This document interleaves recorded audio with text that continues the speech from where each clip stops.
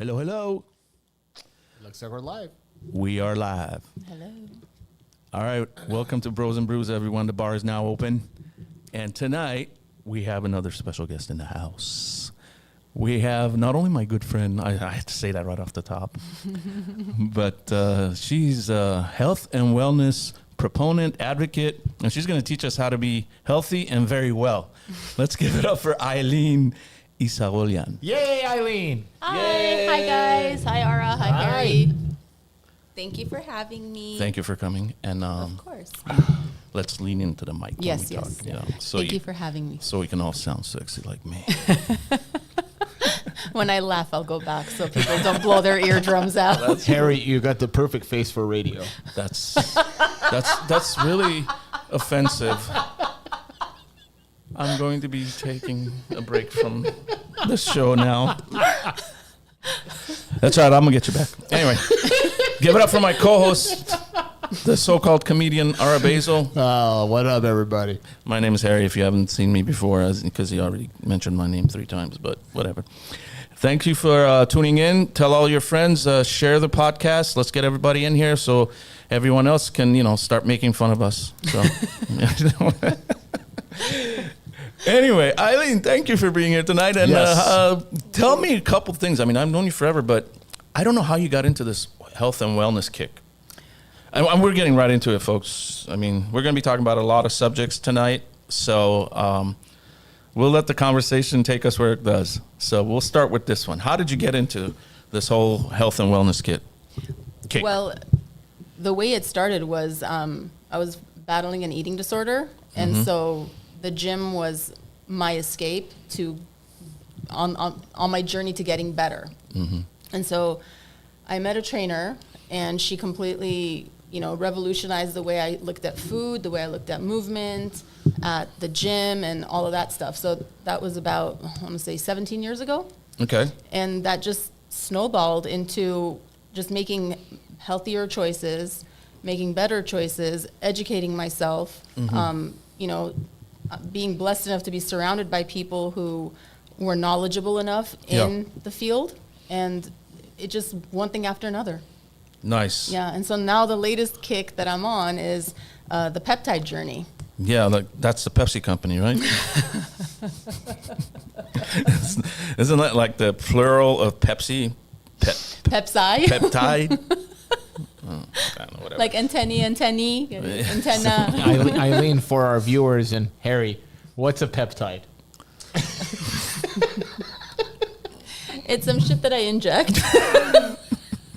Wait a minute. That made my hair grow and my skin get smooth. Oh, wait. Your hair grows? Come on, hold on a I second. could use Glowing this. skin and nice hair. Armenians already had a recipe for that. It's not peptide, it's HU. chosh.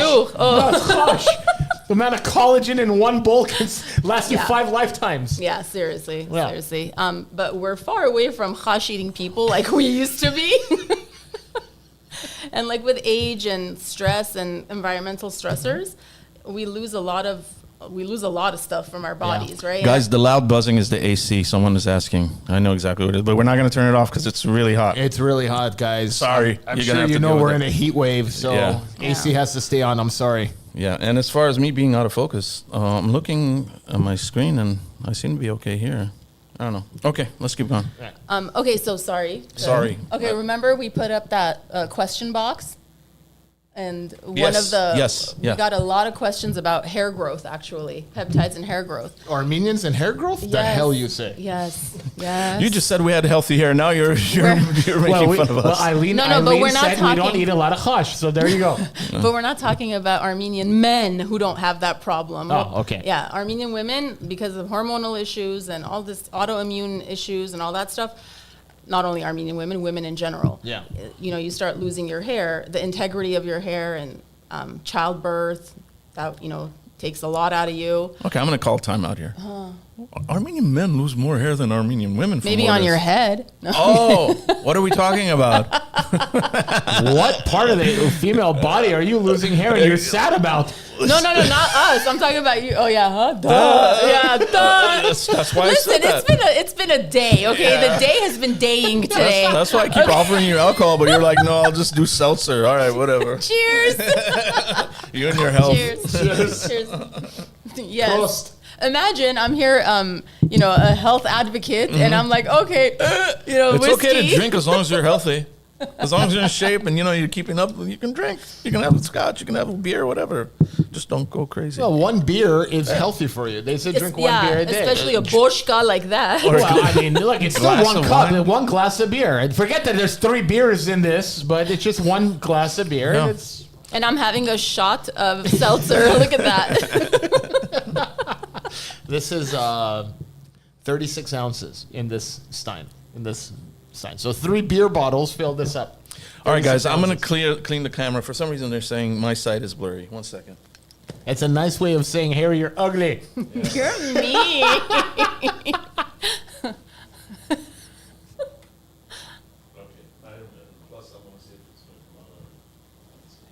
Let's see. You guys keep talking. Don't worry. I think we're good now. Let's see. It's crystal clean in here. I don't know. Maybe Okay, it's- whoever's complaining about the blurriness, clean your computer screen. I was about to say maybe Pretty it's much. their Or end. clean your iPhone screen. I don't know which one of the wise nuts it is, but it's those guys. Who is it? It's either Armand or Adno. Oh, Maybe Joe. It could be Joe. I don't know if it's Joe. It's one of those guys. guys, Amota, make sure you clean the iPhone after you know.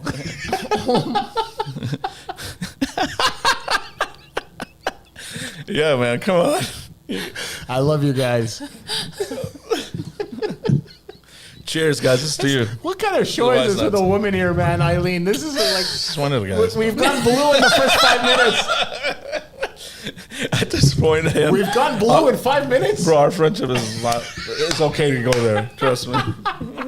All right, back on track, Eileen. Well, yes. So, you said multiple factors: hair follicles, autoimmune disorders, bloating, constipation, diarrhea, whatever. Honestly, there's a peptide. There's a peptide for every ailment out there. But for our viewers, what is a peptide? Okay, so a peptide is a chain amino acid, okay, that your body has. Okay, so with life, it depletes, it gets less and less, right? So Yes. the peptides that, So the peptides that, for example, I'm injecting, right, or whoever is injecting, they're synthetically made, but it's something that your body naturally had. Okay, so it's just boosting. It's a synthetic form of something natural that boosts in your body, and it's for everything. It's the building block of everything in your body. Right. And it comes in like liquid form, or what is this? You're saying injection. that's why I said Yeah, that. I'm more of an injection person. Okay. Because, for example, NAD plus, right? They're selling that online. Just for auto, explain what that is. NAD. So NAD. We know NDAs, but we don't know NADs. So NAD again is another peptide that Okay. you lose with age. Okay, so by the age of 40, you're down to like nothing. Oh wow. Yeah, I mean not nothing, but you know what I mean.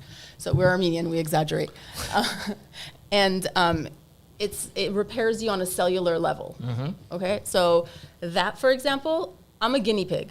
I'm a lab rat. I'll do anything non-invasive. I'll try it. Okay. So did I until I ended up in the hospital. Are you serious? Yeah, be careful. What happened? Well, they say the poison is in the dose. Okay. Be careful with these supplements. So Well, what did you do? Dose after dose after dose? No, I used over-the-counter triple strength omega-3s for a month and a half, and I not quadruple. Oh, this is recent, right? I remember. Year. Yeah, I remember. this. I had I went to the gym hard, and I started having peripheral neuropathy. I was fine, but for some reason I was getting tingling in my arms, legs. It was really bothering me. Then I started having muscle twitches, so I did triple the strength of vitamin B12, which is fine. You can't overdose on vitamin B12. You piss it out. But the bigger issue was omega-3s I was using for the neuropathy. And I woke up one morning on April 19, like a fish was in my chest flopping. Wow. I knew it wasn't good. It was 7 o'clock in the morning. I had to take the kids to school. And my iWatch just like boom, boom, boom, AFib detected, AFib detected, AFib detected. And then I went straight to the ER, admitted me to the hospital, and I went sinus in about 5 hours. And come to find out it was from the omega-3s. And the best part is I'm telling these ER doctors why I had the AFib. I go, I've been overdosing basically on omega-3s. And they go, oh, omega-3 should be good for your heart. And that's not the cause. Really? I brought up 4 articles, one from PubMed, that states that overdosing on omega-3s causes atrial fibrillation. And here I am explaining to ER doctors what's wrong with me. Okay? I mean, and knock on wood, nothing ever since because I stopped taking omega-3s. Yeah. I start getting my nutrients from nature, from food. I eat sardines once a week. I eat salmon twice a week. I get my omega-3s from natural sources and stuff. But the experience scared me because I was like you. I was taking liponoic acid, all these supplements just to get an edge, and it bit me in the ass. And I'm like, but I have friends that take NAC. They claim it works wonders. You have friends? I won't touch it. Yeah. Wow. My question is, but did you do your research beforehand? Absolutely not. I would never have taken omega-3s. I believed everybody when they said omega-3s are good for your heart. Again, that goes back to my point of the poison is in the dosing. Exactly. And so that's why, like, before you put anything in your body, okay, you need to know, first of all, if you have any pre-existing conditions. But see, that's the thing, Eileen. I didn't. Knock on wood. My heart is healthy. Cardiovascular-wise, I'm healthy. The reason why I had the AFib episode is because my heart was like, why are you giving me so much omega-3s? Yeah. I had an electroconduction issue. And thankfully, it resolved in 5 hours. Like, people usually stay in AFib for weeks, months. And this one wasn't the case. So I knew that was the reason. But like you, I was like, I want to take this because it's going to help me with this and help me with that and help me with that. So for a while, I was supplement crazy. I really went nuts with supplements, but now I'm like, you overdid it. Yes, that's my whole point. Yeah. So it's a very fine line, between taking the recommended dosage and overdoing it. And the reason why I overdid it was because I have a familial history of hypertriglyceridemia. I think that's the word. Triglycerides in the body, they're high. It doesn't matter what I eat. I still have high triglycerides. I think we all have high HYE. Well, as Armenians, we probably do. So for years, I was on a prescription, which isn't cheap, by the way, prescription pure EPA pill called Vasipa. Okay. And it works. It lowers triglycerides a lot. Was it that one with the big... No, that's Viagra, Harry, and I've never black taken lady it. dancing on TV. Is that the one? No, that's not it. That's not it? No, this is just for triglycerides. But anyway, I was taking that for about 3 years, and it worked. Never had an issue. I stopped taking that, and I said, well, 4 grams of this pharmaceutical should be the same as 3,000 milligrams of over-the-counter. Big fucking mistake, because these idiot supplement companies have no quality control. They don't fucking, have to report to the FDA. I might have caught a rancid bottle, okay, and it fucked me up. Exactly. So this brings me to the point of, I'm sorry, go ahead. No, I'm just saying, I just don't trust a lot of companies anymore. Exactly. And that's the thing. Like, for example, the company that I exclusively purchase from and I get all my stuff from, it's called BioBoost. Okay. And all of their stuff is made in the USA at a compounding pharmacy. Now, there's a huge difference between a normal pharmacy. And they're third-party lab tested. Exactly. And not only third-party lab tested, FDA, like, they have to have all these regulations in check, right? Before they can even say there's, 5 milliliters or 5 milligrams or whatever it is, right? But this is a problem with, like, social media. Now, I was going to the NAD+, right? So on TikTok, there's this one brand that everyone is promoting. Everyone, has an associate code. Great marketing team, and they're trying to boost their And exposure. I was one of those, like, sheep that was like, oh, NAD+, let me, because I'm deathly afraid of needles. So I was like, before I take that route, let me take, let me just take the NAD pill, right? Yeah. Well, it's useless. Okay, you just, by the time it doesn't even hit your bloodstream, you're peeing it out, and it's gone, right? And then I was like, hold on a second. None of these are regulated. It's just, and they could just be putting, like, just sugar in there for all I know. You know what I mean? And so that's why I did my research, and I was like, okay, I'm not going to do these gray market peptides that come from, I'm sorry, my back is towards you. I'm not going to do these gray market peptides that are coming from China because I don't know. Yeah. You know, I don't know what's in there. It could be placebo, all of it. And that's the thing. I bought from where I buy from, and I also bought from gray market. Yeah. And let me tell you, when you use the real stuff, It's night and day, right? yeah, and then I used like that, you know, like gray market stuff. I was like, dude, this is like the color is off, Yeah. the slip of it is off, everything is off. Yeah. You know, even when you're pulling it, when you're drawing it, it's like weird, right? Yeah. And I'm like, no, thank you. So I'm just gonna stick to, you know, paying. You get what you pay for, basically, and this Yeah. is something you're injecting in your body, and also, it's under doctor supervision. You know, it's not just like some backyard brew or someone selling it out of their trunk. You know what I mean? It's a legit medical clinic. Yeah. And so I trust them. And so And far, that's the so thing good. with the omega-3s. I trusted the company too. They were third-party lab tested. But again, it's really hard to keep omega-3 clean. Yeah, I'm gonna And- trust you to give me another beer. Sure. Which one do you want? Same one I had. All right. Yanni Chatros. I just Don't worry about it. What That's drop? nothing. That's nothing. Sorry. There you go. Thank you, sir. You have a bottle opener on that side? Yes, you do. sir. Perfect. Carry on. I'm trying to remember the name of the company that I got it from. Let me check.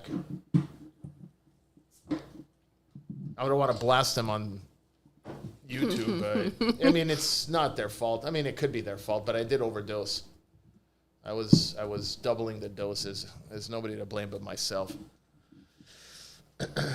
And I'm not even going to get into the whole fucking cost of the fucking thing. I stayed 5 hours at Glendale Adventist. They sent me a bill for $4,200. I had 2 kids that were born in that hospital with a 7-day stay for Angie. I paid $1,800 for each kid. For 5 hours, they're charging me $4,200. It's about the insurance, bro. Whatever Yeah. it covers, that's all it is. I guess. Insurance sucks. That's what I That's mean. another topic for another podcast. Healthcare and Obamacare sucks. Oh, we got to bring an expert for that. I don't know who knows about insurance, as far as health insurance or state run. It's a or fucking government monopoly. run, I'm or sorry, all but of it's that. a monopoly now. Yeah, all that stuff. So yeah, on to more fun topics. Yay! Health insurance. No, I'm kidding. Health insurance, the silent killer. News at 11. You know what we should do? We should look. Eileen had like a what did you call that? The question box. Yeah. What do they call it? I mean, is it it's not a post. It's a prompt. That's the right word. You had a prompt on Instagram. I like using the right words, which had a question. What would you like for us to talk about? And she got a bunch of responses. So I'm thinking we should just go through like some of those and see if we like some of them. If we'd like to answer them, we don't have to. I mean, we'll pick and choose basically. Let's do it. Yeah. So where's your phone though? Oh, wait a minute. We can't do it. That's gone. Hold on. No, I sent it to you sent it to me. Yeah. Yeah. I just realized you sent it to me. So, Want I got another it. beer? Dude. I said, hold on. I figured it out right away. All right. Let's see here.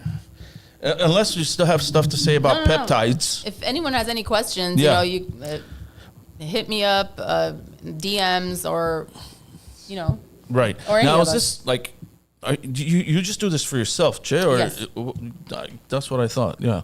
Like, it's not like something that you're professionally doing or like. no. Yeah. It's just like things that have worked for me. Right. And again, this is like my personal experience. Yeah. I'm not a doctor. I'm not a nurse. I'm not a. You don't have to be all that, but you can still like but be. I've been like from my own experience. Yeah, like you can know? consult people and stuff like that. Yeah, exactly. That's But what I'm again, saying. like I only consult.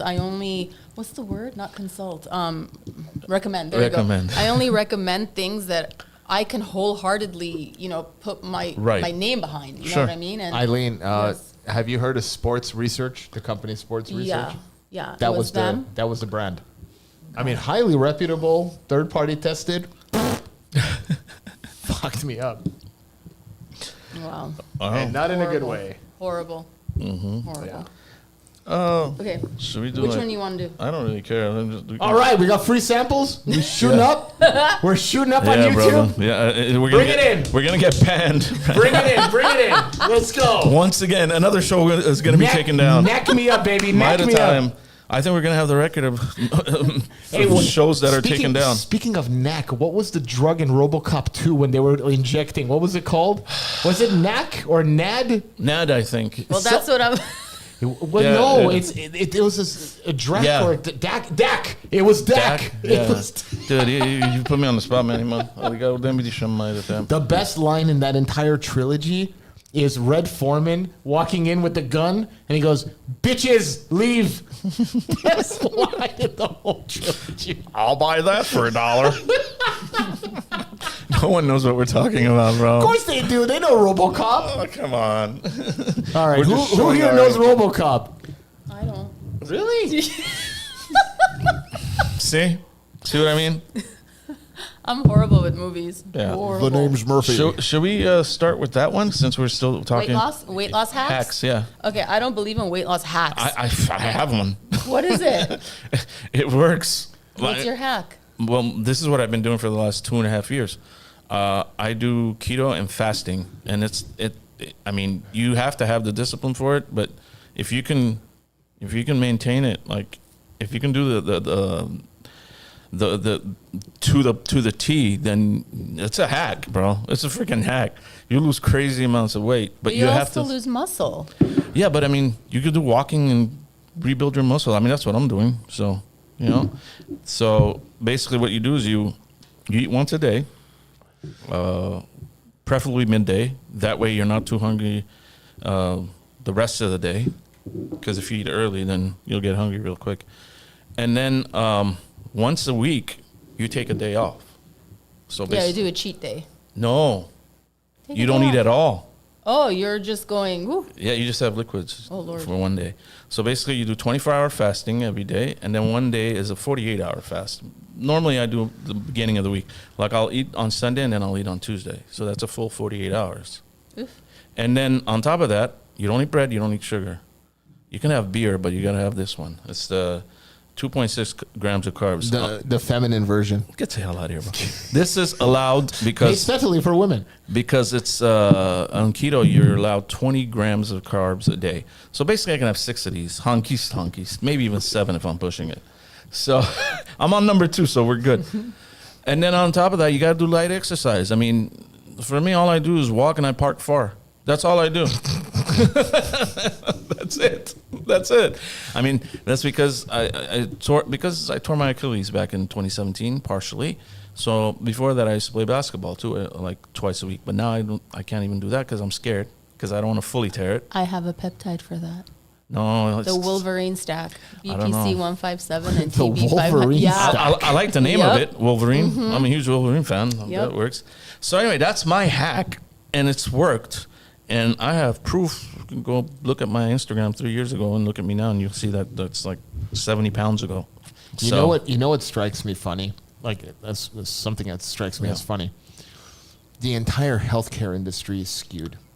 But then again, let me finish what I'm saying. Yeah. Then again, it's not going to work for everyone. You try it on your own. If it works for you, great. If it doesn't, then try something else. Like she said, there may not be a hack for you.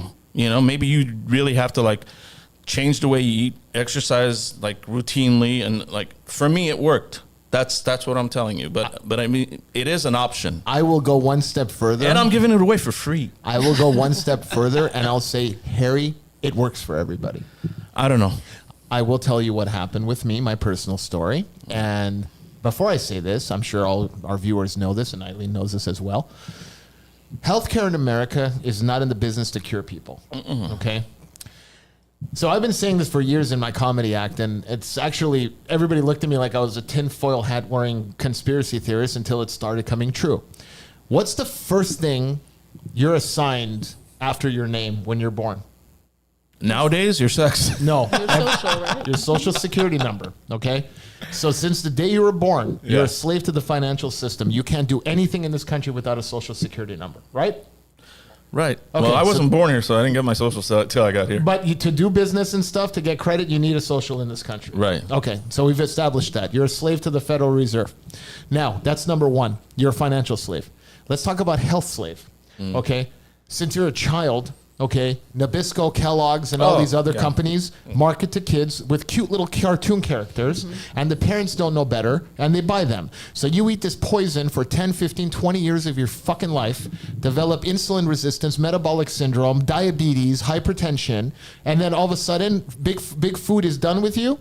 Then they pass you over to Big Pharma, when you're going to be a Big Pharma patient till the day you die, okay? So in America, this is your life in a nutshell. Okay, so I refuse to play that game. 3 years ago, I was really bad, going through a dark place in my life when I lost my mom. I binge ate a lot. Every night I would have, sourdough bread, olive oil, and all that shit, and just eat to the point where my A1C went to 6.5. Cholesterol went to like 290. LDL was through the roof. Triglycerides were 385. And my doctor's like, I have to put you on metformin. And I'm like, bullshit. He goes, you're technically diabetic now. Type 2 diabetic. I'm like, I'm not touching that shit. He goes, I'll cure it myself. He laughed at me. He goes, you can't cure type 2 diabetes. I'm like, really? Watch me. So to Harry's point, I went on strict keto, OMAD, 24-hour fast, and I exercised. I didn't walk. I swam. Swam 4 times a day. If I'm not swimming, I'm lifting heavy weights, massive weight training, swimming, cardio, all this stuff. In the first month and a half, I freaked out because when I was sleeping, my watch wakes me up saying low heartbeat detected. Okay? And it freaked me out to the point where I called my cardiologist. He's a family friend. And I'm like, I'm dying, dude. And he's like, what's wrong with you? I'm like, bro, my heartbeat hit 36 when I was sleeping. It woke me up. Now, my family has a familiar bradycardia. So I have asymptomatic bradycardia, which is a blessing and a curse. So I kind of have a runner's heart anyway. But by the exercise and the keto and all that stuff, he said, bro, swimming is the best cardio exercise you can do for your heart. Your heart's getting more efficient. It's not a bad thing. It's a great thing. Okay, having said that, I dropped 50 pounds as a result in a matter of 4 months. In March, I took that blood test, which showed all the fucking danger signs. August comes around. My A1C dropped from 6.5 to 5.1, okay? My total cholesterol dropped 160 points, okay? My LDL was under 100, and mind you, they still wanted to give me statins, okay, which is ridiculous, and I'm going to get into that in a second. Can't wait. Triglycerides went, now I've always said high triglycerides. My triglycerides went from 375 to 120, which is amazing. You need to be under 100, but whatever. Yeah. And my good cholesterol, my HDL was about 45, but I've always had low HDL. No, my point is this. In a matter of 4 months, my doctor looks at me, and he goes, how did you do this? And I'm like, I straight up told him, I did everything opposite of what you told me to do. You told me not to fast, I fasted. You told me not to eat steak, I ate steak every day. Yep. Okay, and I washed it down with butter and water every day. Okay, I cooked in lard, stayed away from seed oils. I stayed away from carbs, bread, pasta, whatever. And sugars. Okay, and sugars. Okay, I felt great.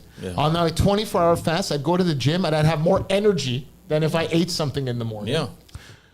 Now that's a hack.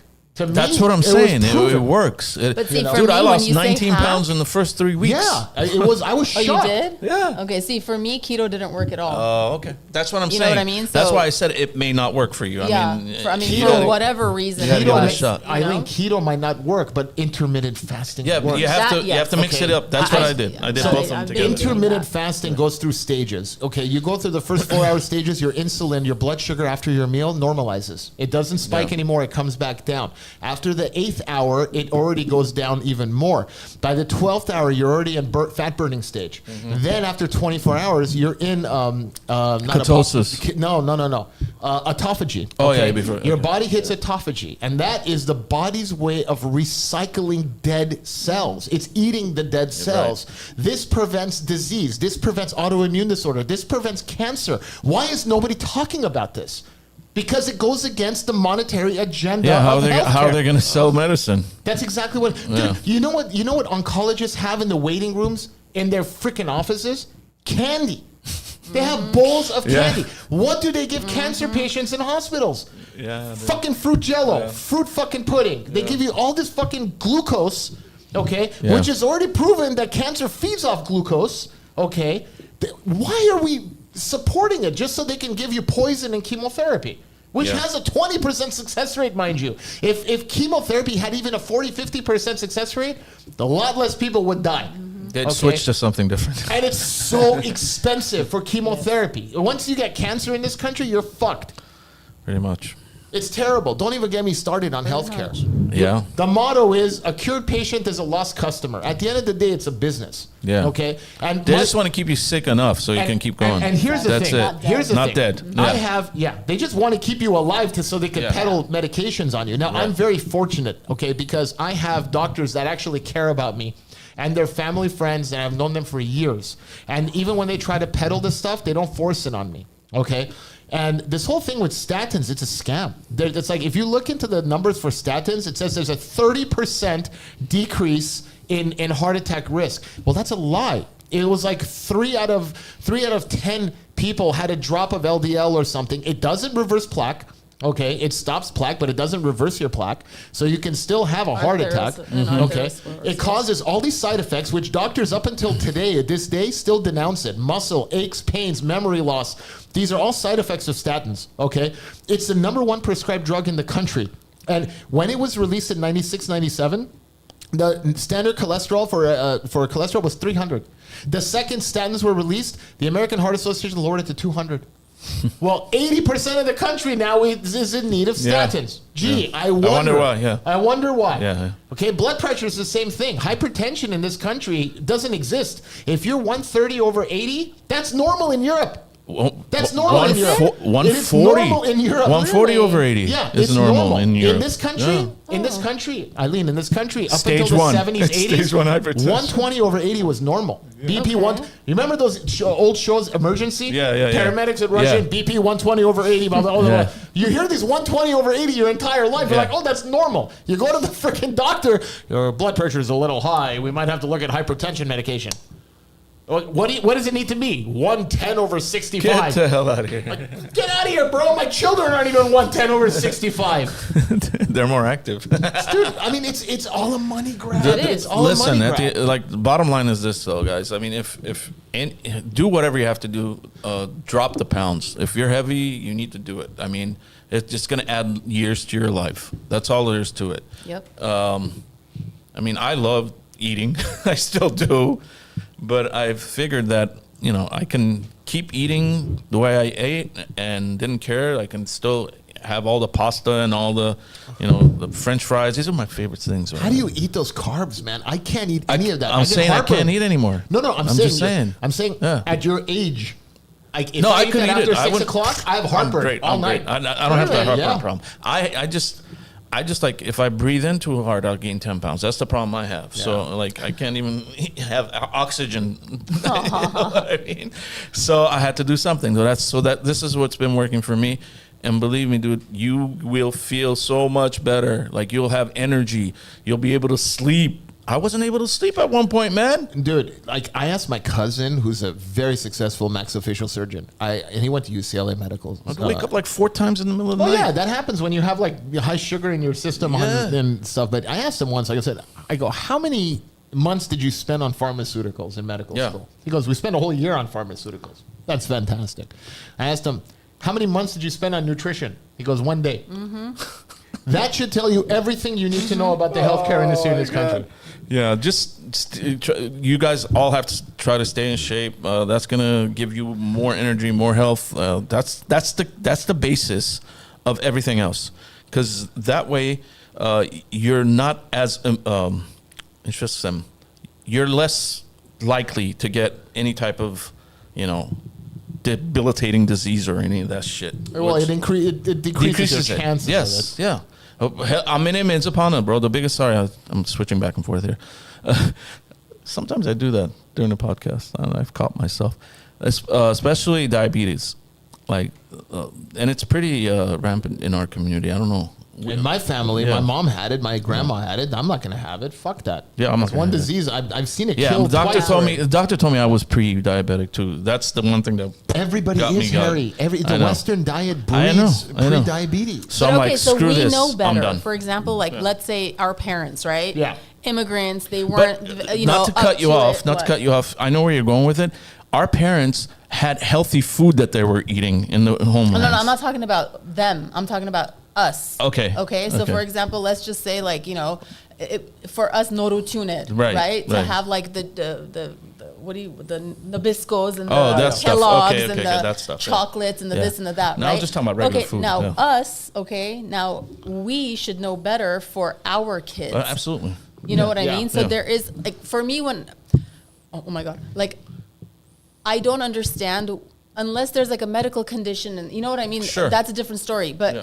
why are there so many obese kids out there? Yeah, that's not good. I'll tell you why. Those That's not parents good. should know I'll better. tell you why. There's no activities these days either. They're all sitting at home in Yeah. front of the freaking well, laptop that's and up computer. to the parents. I agree. So there's a lot of factors that people have looked into. The first one is sedentary lifestyle. Okay, there's too much electronics now and everything. Kids are just staying home on couches, on computers, laptops, or Right. iPads or whatever, playing games. They're not even engaging like we used to do. Go No. out to ride your bike to your friend's house and play. These kids are playing on social games and stuff like Fortnite.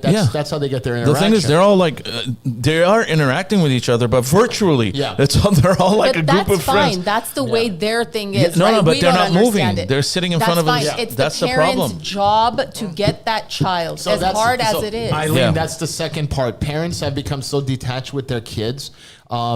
Life has gotten so hectic. Okay, most parents work.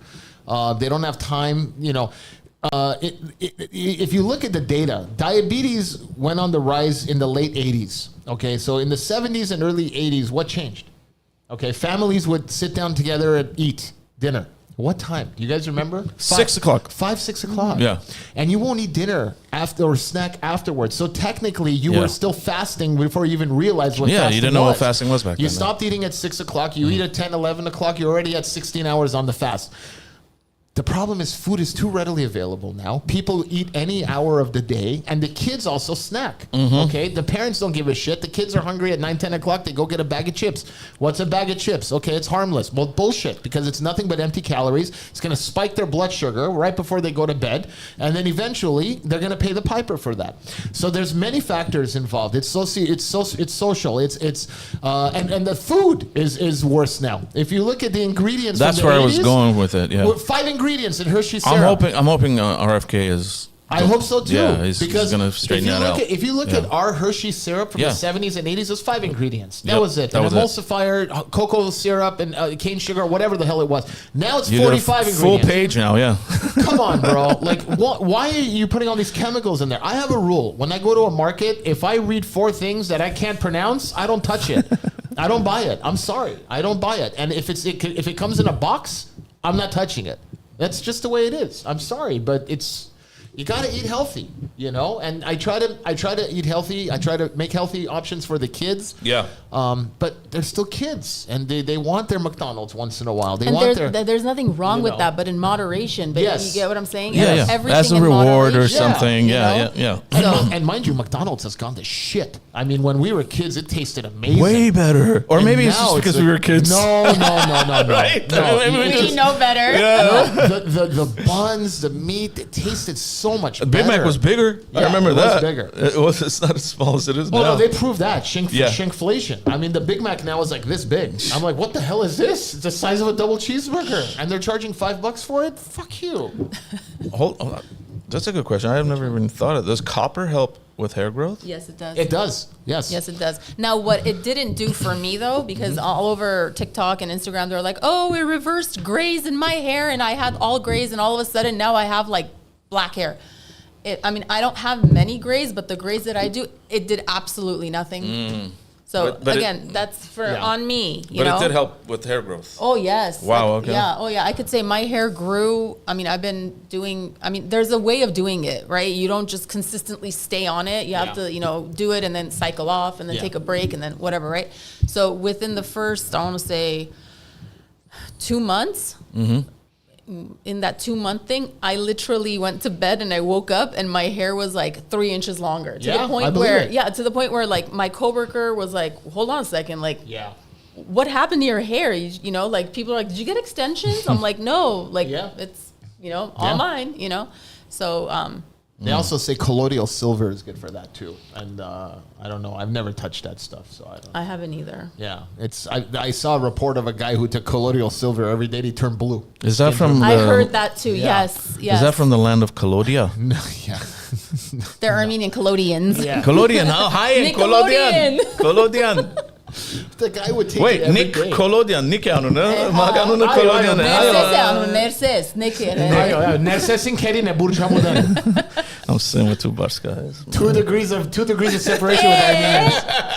Are we gonna start on that topic of the Armenian division? Oh, well, I made a whole video about it back in 2020, and You did? You didn't see that? No, I That was didn't. like crazy viral, like Really? 40, 50,000 views. I would love to see. Oh, so what did you say in it? A Well, recap. I don't want to rehash the whole thing because it's like A recap, like what? I'll what was recap it, but I mean it was right during the Artsakh War. Artsakh War, Okay. and Oh, I want to hear this and I had one. lost like a good friend Okay. here locally to stabbing, Okay. and the stabbing, and the person that stabbed him was another Armenian. So it really hit me hard. Everything just came together, and I just spoke about it, and I was just asking for unity, man. That's all I was asking for. Like enough of the division between our peoples. Like we're one. We should be one. Okay, Yes, I'm gonna that's- piggyback off of that. Okay, go ahead. So one Go of ahead. the things today that actually I didn't get a chance Right. to send you, someone had written in the chat box. Mm-hmm. It was something along the lines of like. Yeah, right there, division with Armenians. That's right there. No, it wasn't that. It Oh, wasn't okay, just that. No, okay. they said have any of us been to Armenia before, Not and yet. what are your thoughts? Okay. I haven't gone. I would like to go Me before too. Pashinyan gives the country away, though. I went in 2019, okay, and I guess that was like the heyday of Armenia, Yeah. modern day heyday. Right. It was such a mix of, oh my God, I'm in my land, and I have never felt so at home and such an outsider yeah. at the At the same time. I Wow. heard that too. I heard Okay, that too. because us, when I say us, the diasporans, Right. okay, like we're at least from us, I know, the three Yeah. of us, like we're raised like with this thing of like, Armenian, Right. it's our land, it's our country, it's our people, okay? You go there with that expectation of like, hey, you're gonna look at me the way I look at you, and they're on the street calling you like Otar, like you're No not an way. Armenian, you're not Armenian enough. I don't understand this concept of not being Armenian Oh, it's enough. very simple. They don't like us. They like our money. Oh my God! And do you know, when I was in Armenia, every day I literally got into a fight, an argument with somebody because they would like look, for that reason, to the point where I turned around and I was like, so you have no qualms with the Spurkahai, the diasporan army, the non-Armenian, right? Feeding you, making sure you guys are okay. You guys need anything, running to us, right? Right. But then yet I'm not Armenian enough? Hold on a second. Yeah. That's terrible. I mean, I've heard that type of story, and I've heard the exact opposite too, where like from my own family member that they went there and it just felt like they were home. Everybody was welcoming. Everybody was amazing. But then I've also heard like from a friend that there's like good and bad, like what you're saying. Like good and bad. Like you feel like you're at home, but then there are times where you feel like you're a stranger in your own land. Yeah. So I mean, I think it has to do a lot with like personally what happened to you. That's how you're gonna. But she's not the only one that has I know. I'm experiences. But saying that's it. not I'm only, saying it. and I might get like. And when I say division, I mean even here. I was about to say, I'm like, not talking about. I'm like, not talking about Armenia yeah, only. yeah, I'm talking yeah. about over here. Yes, I'm talking when about like over here. Barskahais Yeah. and Beirutsis. When I say Beirutsi, that covers like Syrian Armenian. Western. and- everybody. Everybody that doesn't. Everybody that's up our sky. exactly. Yeah. Like we're looked at as miscellaneous. kind of like below. Who looks? Wait, hold on. Say that again. Who- We're looked at the same way that I felt being. Oh, you judged. guys are looked at below? Yes. See, that's the thing. It's all a personal perspective. Like your perspective is like that's how you see it. But then from our side, a lot of times we're like, they think that we're not Armenian just because we don't say Akhberis or whatever. When I say, that's why I said Oh, you meant us. Okay, I didn't I'm know not- which side you were yeah, saying. Yeah, no. I've never, no. Not You with- know, like, even though I do say Arberes, but I mean, you know what I mean. Well, I mean, for the record, I think Bars guys have a chip on their shoulders because if it wasn't for us, Armenia wouldn't exist right now. I mean, people forget about the Battle of Sardarabad. 90% of the freaking Fedais came from Tehran. But let's not go there. Well, okay, but the first. Two of my Hold grandfathers on. went The to first fight. Artsakh war was all Lebanese Armenians, bro, in I'm 1990. talking 1917, Whatever, bro. So we got to the first Artsakh war. Well, it's like every Armenian should do their Artsakh part. wouldn't exist if it wasn't for us. Oh my God. I'm it's talking so- about after the chart. But Vartam Mami Banyanchalar ne Iran alchalar. Barska had But chalar. Varta Mamikonian wasn't Berutsi. What he was Western Armenian. Did I just He start spoke World like War us, not III? like you. He didn't do Abagada. He did Ipan Kim Ta. Get the hell out of here, Actually, at the time, it was Karapar, not Ashkarapar. Wow. bro. This is how it goes. See, this is how it goes. You stepped in My it. Pili Boss education right there coming through. Hey, at least it was good for one thing, I guess. That's hilarious. Yeah. So the division is here too. See, as you can see, you know, like that's all I'm trying to say. It's not just like in Armenia, and it's terrible. And for a while, I remember like in 2020, we felt like that was kind of coming to an end. I felt it. I felt betrayed in 2020. No, I'm no. not gonna lie. Wait. There was a short period of time, like about 3 weeks to a month. We all were like, Yeah, I know. I remember. we were fired up as far as I like the remember. people completely. We were on the Wise Nuts podcast I in think we 2020. were. Yeah. And yeah. I And we- was organizing medical supplies Yeah, we were and talking, everything and then to be sent out. well, I was doing like freaking podcasts and telethons to raise Yeah, money all the and, time. for what? So, For what? I mean, it was a stage Yeah. war, man. And- It was, and the worst needless part- to say, our entire generation of young What? Armenian kids died for no reason. for no No reason. reason. Yeah. The worst part is like what we raised, and we raised significant amounts. We don't know where the hell they went. We Oh, know, yeah. we Oh, know, the but Armenian we don't Fund know. will never But we release don't know. anything. Never. Never. Yeah. My friend's dad in the 90s wanted to bring McDonald's, and he had 3 franchises in America. He wanted to open one up in Armenia. Mm-hmm. And they had meetings, and they said, oh, yeah, Pogadur, give me the money, Yeah. give me the money. He invested $2 million on the land. And then finally they said, yeah, we're not going to put a McDonald's in here. All right, well, where's my money? Yeah, you're not getting your money back. What money? And he's like, I'm done with this country, bro. As But an you know Armenian, what? I'm done with this country. It's I like, don't know. Maybe it's a glimmer of hope. Wendy's is about to open one there. Oh, God. Yeah, they got approved.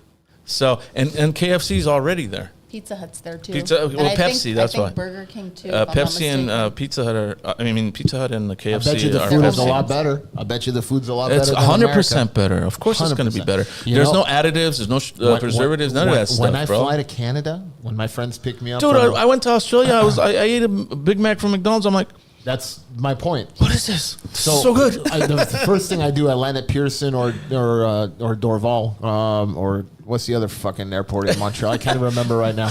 I'm on two beers. Anyway, like, where do you want to go eat? I said McDonald's. They laugh at me.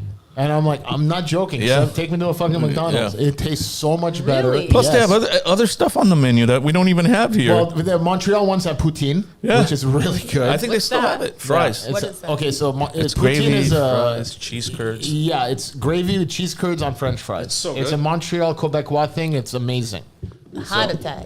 It is Yeah, a heart attack, but it's it's bomb, so though. good. It's so good.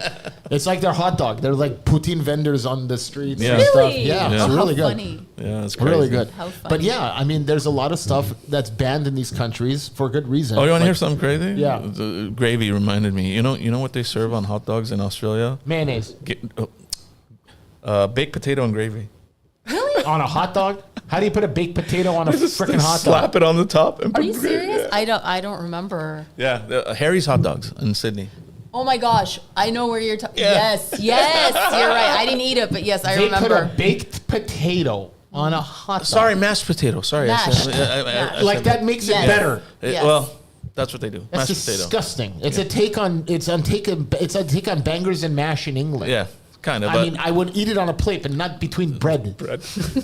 and their bread, their buns are a little different too. They're like not the soft like the Yeah, they're like rinky-dink toasties. one that we have here. Montreal, they're like Yeah. toasties. Yeah, It's ridiculous. it's good though. Look, there's only 2 acceptable toppings on a freaking hot dog: sauerkraut and chili. That's Chili it. cheese. That's it. Chili cheese and sauerkraut. That's it. Any red onions, Clevelanders, fuck off. Okay. I don't think we got any Clevelanders. Grilled red onions suck.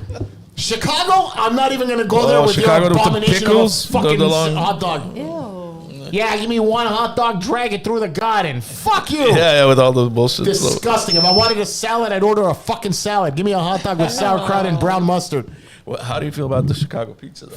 Fucking what? The Chicago pizza's a fucking casserole. It's not even a fucking pizza. What is that shit? It's a bomb, dude. Bullshit! It's a bomb. You like 4 that fucking thick- layers of artery clogging it's, shit. it's like a lasagna. Yeah.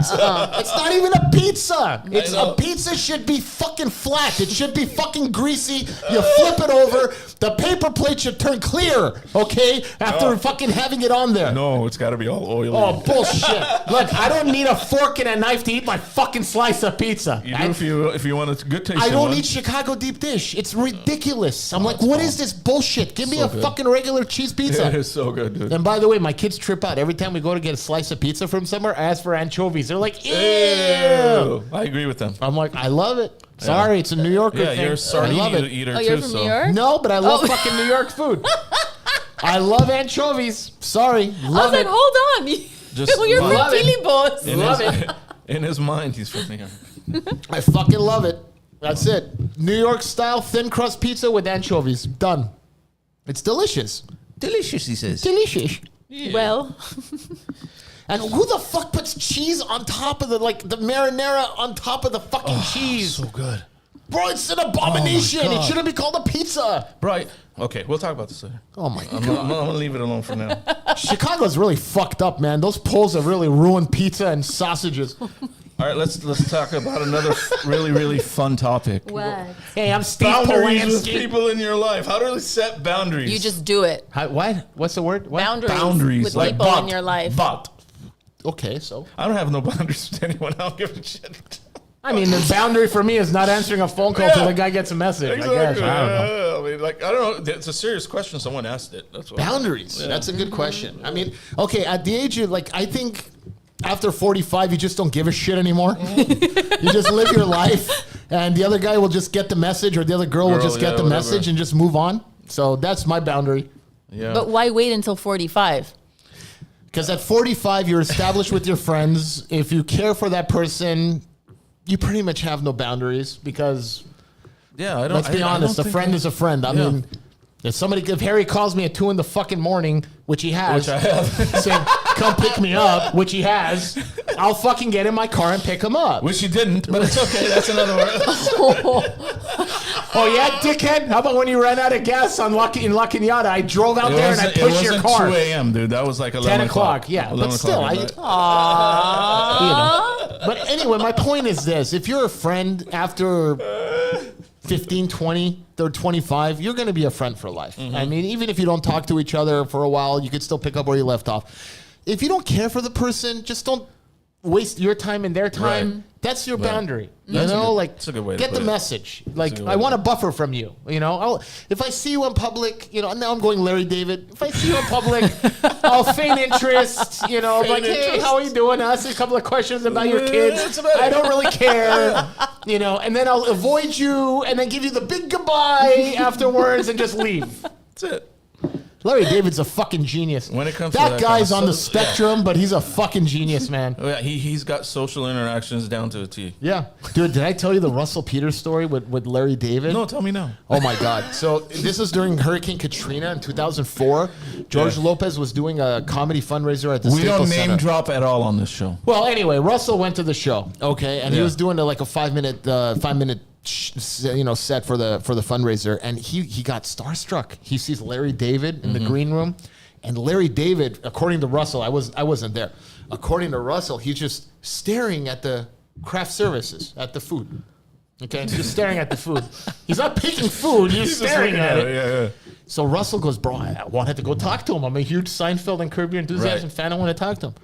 So he goes up, he goes, Mr. David, I'm a huge fan of Seinfeld and Curb. I think you're amazing. You're a comedy genius. You know, it's a pleasure working with you tonight. And he goes, how come they don't have too many apples on the craft service table? You get a lot of these oranges, but where's the apples?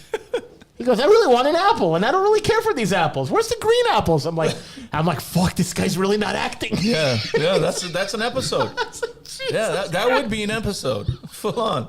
Dude, Do it on the show. They finally laughed about it in season 10 or 11 when they were in New York, and Larry was dating a girl from NBC who does like quality control for censorship. Are you talking about the Michael J. Fox episode? No, that was the season. Yeah. But he was dating a girl, and she had a kid who was just a jerk. The fucking kid was a jerk, and the mom kept saying, "Sorry, he's on the spectrum." He goes, Oh, I remember that, He goes, yeah. "No, he's just an asshole." Okay, so they cut to a next scene, and Larry's talking to Jeff about it, and Jeff goes, "Don't take this the wrong way. I tell people you're on the spectrum," and then Larry goes, "I don't mind being on the spectrum." Yeah. But he really is on the spectrum, It's man. funny as He's show. something else. I mean, the guy is a genius, though. Comedically, I mean, he's got like best writing. Dude, the reason why Yeah. he's so successful is because his experiences happen to regular people. Right. And it happened to me once 2 years ago when I was going through my health scares. I went to urgent care at 7:55 and they closed at 8 o'clock. And I walked in, I was having pains in my groin and I was having all these issues and urination problems. So the guy, the nurse, he's like, "Okay, well, where does it hurt?" And I'm like, "Urination or groin?" He goes, "You got to pick one, bro." Okay. And I'm like, "I guess urination." Okay. And the guy just did one of these, and shook his head, took my blood pressure. And I'm like, "Listen, man, I know it's a Friday night, 5 minutes to close. I know you got somewhere to be, but I got a legitimate health problem. I appreciate if you don't shake your head." Okay. And he turns around, he goes, "I have MS." To which I replied, true story. To which I replied, "Oh," straight up. And he took all of my vitals and stuff. He walked. I go, "Listen, I'm sorry about the whole head shaking thing." He goes, "It's a little late for sorries." I swear I heard the Curb Your Enthusiasm music in my head. Oh my Yeah. God. I was like, "Wow, man." I go, "That shit happened to me." Pretty good. Pretty good. Yeah. So that's why he's successful, because the episodes and the situations in Seinfeld and Curb happen to everybody. You just don't realize it. Yeah, you know? embarrassing moments. We all have them. Yeah. Exactly. Fuck, who knew the guy had MS? The guy literally shook his head. And I'm my like, God. okay. Oh my God. How do you guys know each other? How do you guys know each other? Well, through Facebook. Facebook, and then you did a And a comedy show, I think. yes. Yeah. I was telling Angie that. Yeah, that's right. Yeah. Did a comedy show back when I was a comic. Remember was a which benefit. Yeah, it was a benefit. Which comedy show? Was Well, I I there? can't remember. Was I DJ? I can't remember. Can I say it? Yeah, say it. The Armenian bone marrow. Yeah, the bone marrow. That's Oh what no, it was. I wasn't on that bill. Yeah. No, No. We don't you have a weren't. DJ on that. No, No, they you don't have weren't. DJ. It was No. many years ago. Years ago. Yeah, I many, stopped in many, many years 2012. ago. I stopped doing that show in Wow. 2012. So I did it from 2005 to 2012. And Nice. Okay. Yeah. Okay. I'm actually it's so funny because Mesrobian called and they're doing a comedy show. They were supposed to do it in February, and we had the fires, and 2 teachers lost their homes, and 3 families lost their homes. Terrible. So they postponed it. Now we're doing it November 15. It's a great show. I'm really excited about it. It's me, Kev Orkian, Vahe Berberian, and Antic. So it's going to be at Bagramian Hall in Montebello. So anybody who wants to come, I'll start posting on Instagram. So Wait, follow me. I'm not on that bill either. No, you're not a comic, Harry. You're not a comic. That's not a Sorry. bone The marrow peanut one. gallery.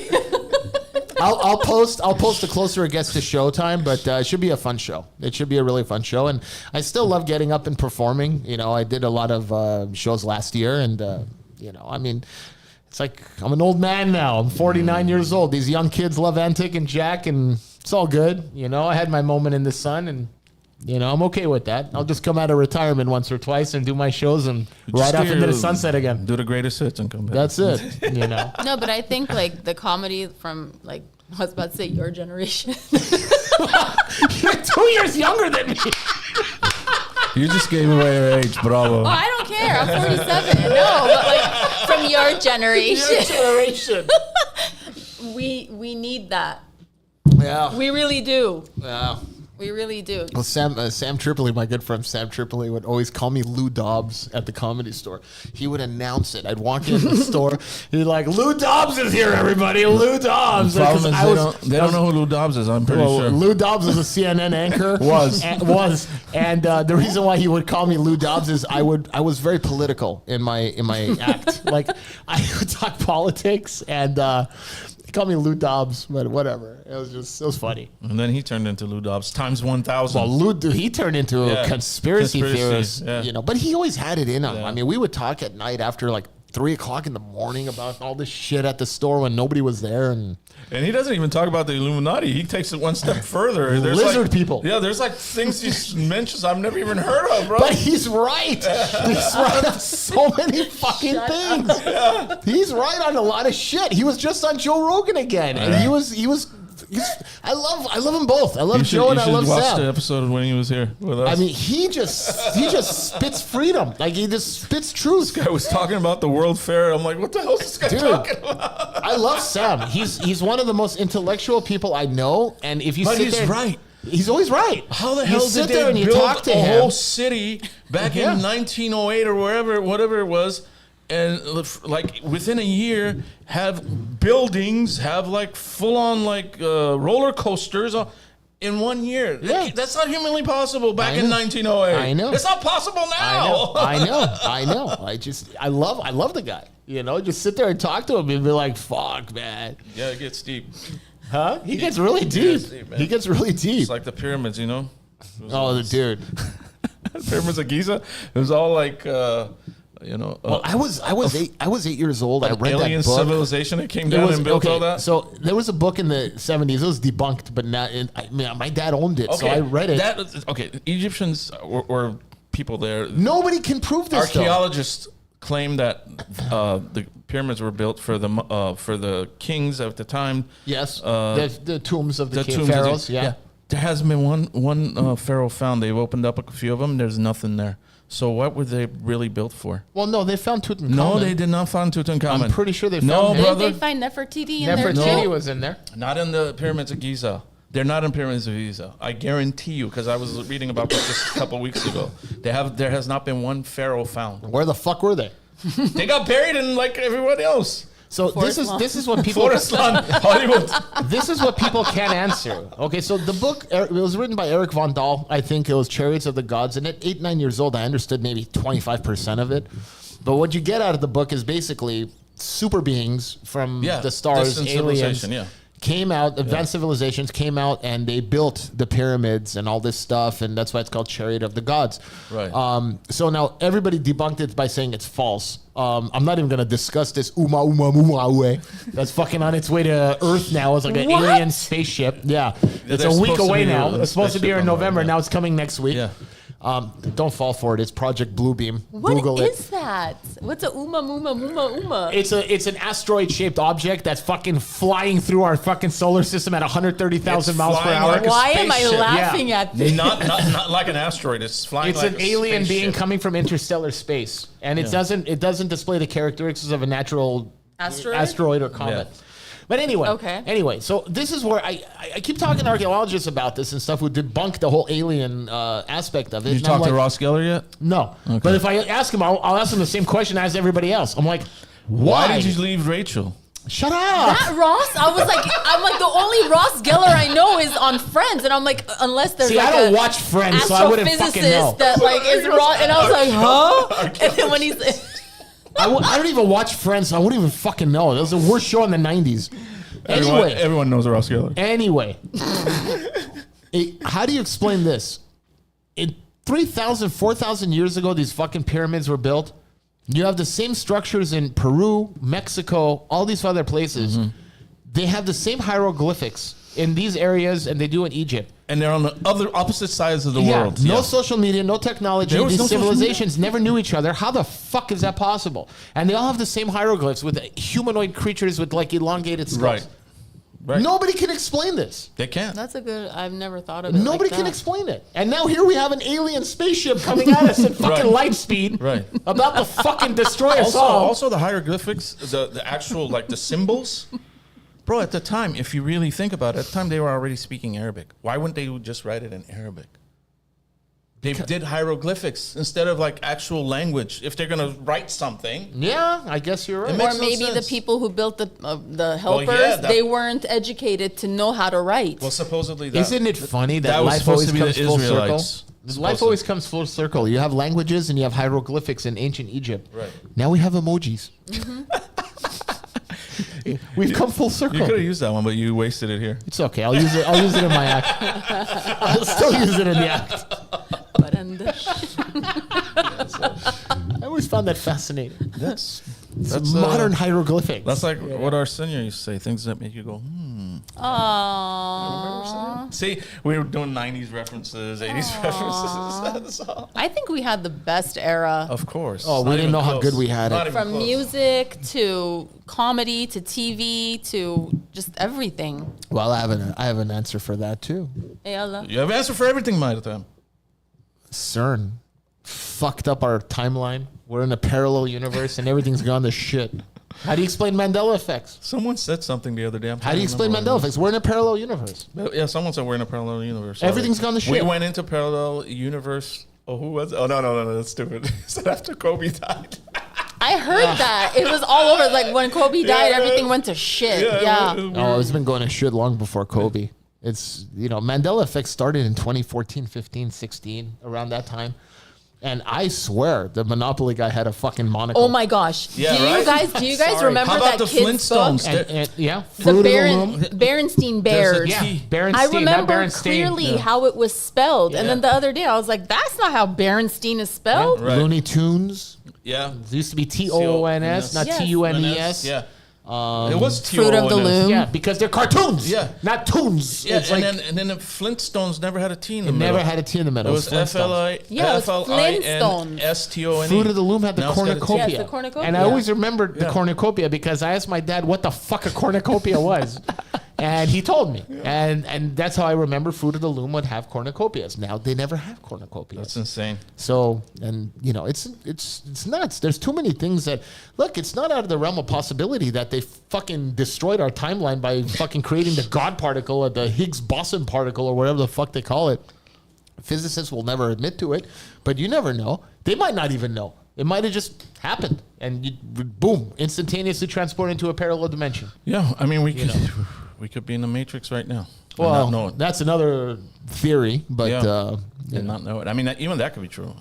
At this point, anything. I'll believe anything, man. I don't know, man. It just the whole world went to shit the second the CERN was created, and now they're building another fucking CERN. When was it created? 2008, I think they Was went in online. Alaska? No, it's in Switzerland. It's a 12 or 14 mile high speed particle accelerator. No, I know what it is, but Yeah. I thought there was one in Alaska also. No, that's HARP. HARP. That's HARP. HARP. That's Yeah, a yes, high yes, altitude, yes. high Yes, that's HARP. altitude, high altitude Yeah. auroral research project. Yes. Which the government claims it's for weather research. Bullshit. It's a weaponized weather fucking warfare machine. They can actually synthesize weather patterns to simulate weather. And there's videos on YouTube.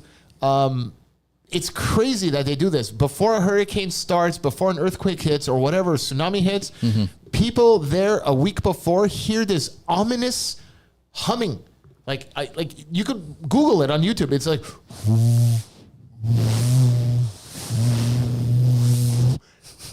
I know. But imagine going outside of your house and hearing that in the dead of night, and you're like, what the fuck is that? And a week freak later, out. a fucking natural disaster happens. I would be reporting to everyone. I'd be like, hey, it started humming outside, people. Exactly. The problem is only Baze knows about this. Well, me and my other tinfoil hat wearing compadres. It seems like no one else on that island knows about it. Or why would they No, not? it happened in, what was it? Fuck it, Thailand? Oh, fuck it.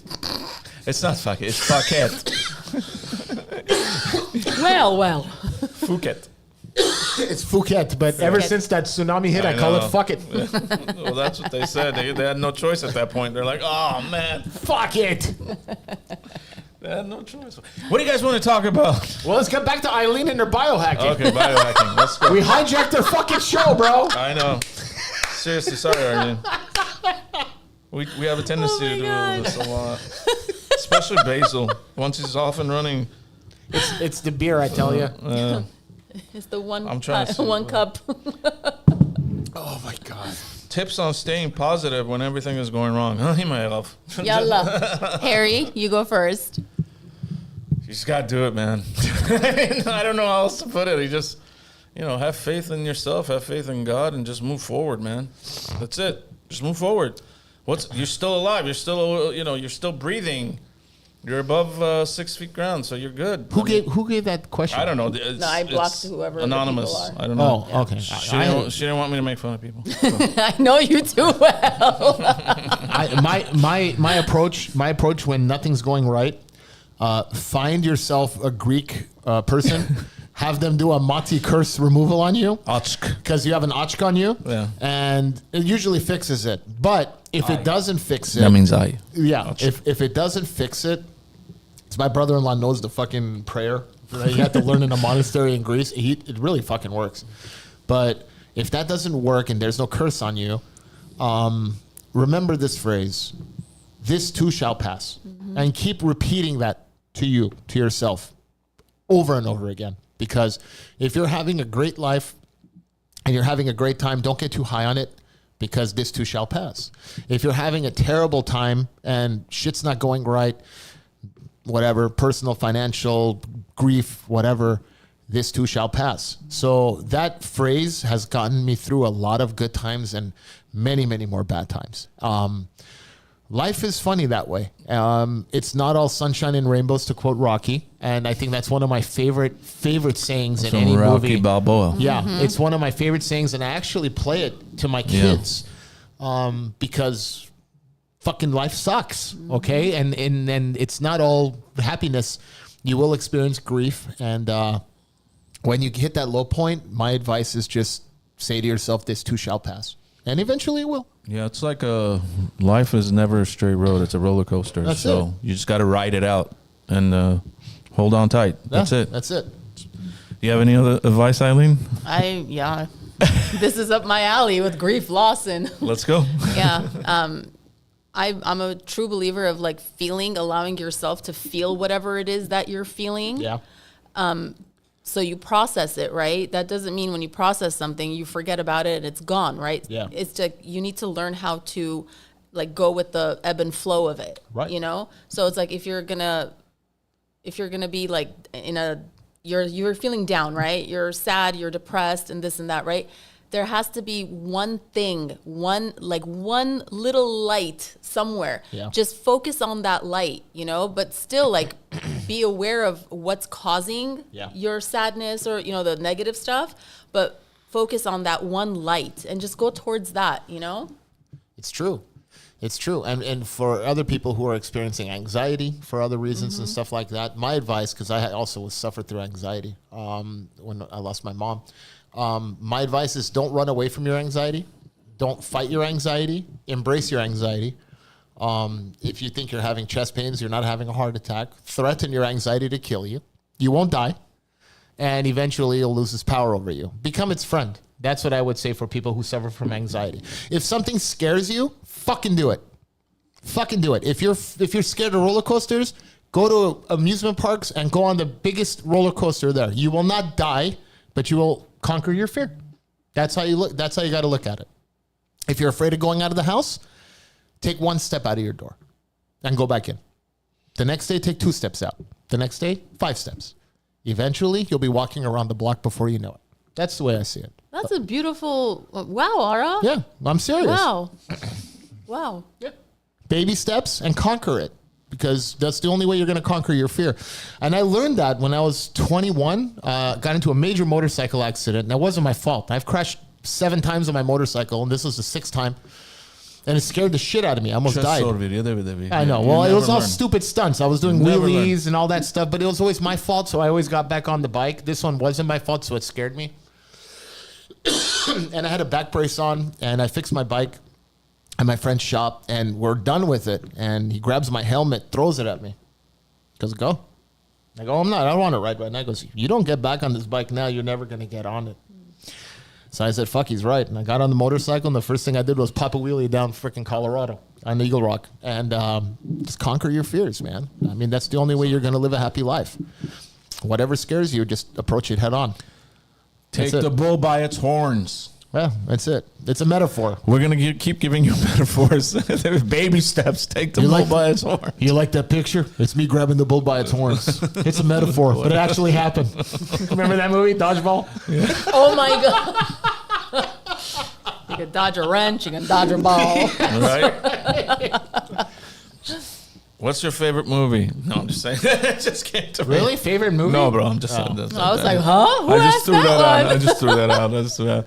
No, I mean, we've pretty much covered, we covered it all all. that other stuff. That's why it's like there's really nothing on their list. If anyone's watching and would like to talk about something or for us to talk about or address something, go ahead and type it out and we will respond to you. We've got how many people watching at this point? Let's see. Not bad. We're at 7. I mean, for live, it's not bad. I know. 7 people. So, yeah. Hedo, what else do you guys want to talk about? Whatever you guys want to talk about. I don't care. Let's see. So, let me ask you something that I want to ask you. I'm trying to be nice. I'm trying not to go out of boundaries. There we go. See, this is what boundaries. This is what we were talking about earlier. That's actually not a bad question. Now that I'm thinking about it, because there are boundaries. There are stuff that we. Oh, Harry. What? Great movie quote. Which one? Just looking for my jelly beans. Well, can I have some jelly beans? No, you can't fucking have any of my jelly beans. Boundaries, man. Where's that from? Tropic Thunder. Scared the shit out of me. Oh, yeah. Jack Black hitting his heroin. The guy's like, I want some jelly beans. Jack Black's hilarious. I don't want to talk about the other stuff that's on there. Go ahead, talk about it. I don't want to talk All right, about it. well, whatever. I mean, we kind of have, dude. Okay. They're asking about betrayal and all that. Career. What career? What kind of? You just says career. There's no question. With What that. betrayal? How do you rebound from betrayal? What, in a relationship aspect, I business don't know aspect? there's no specificity. Who's giving these clues? I feel like I'm on an episode of Password. What the hell? The password is cocoa beans. Yeah, What the fuck? It says, look, hold on. How should I get over betrayal? Betrayed by what? Family member? Okay, look. Spouse, Let me give you business my 2 cents Okay. about betrayal. Okay. Betrayal starts all from the self. 100% agree. Okay, it's all from the self. When you betray yourself, you're opening up the door to allowing Others. other people to betray you. So everything starts from you. You set the thing, The bar? the bar of Yeah. how other people are going to treat you. Yeah. Yeah, You know what I mean? think By we the had way this- you treat yourself. We had the same discussion before the show.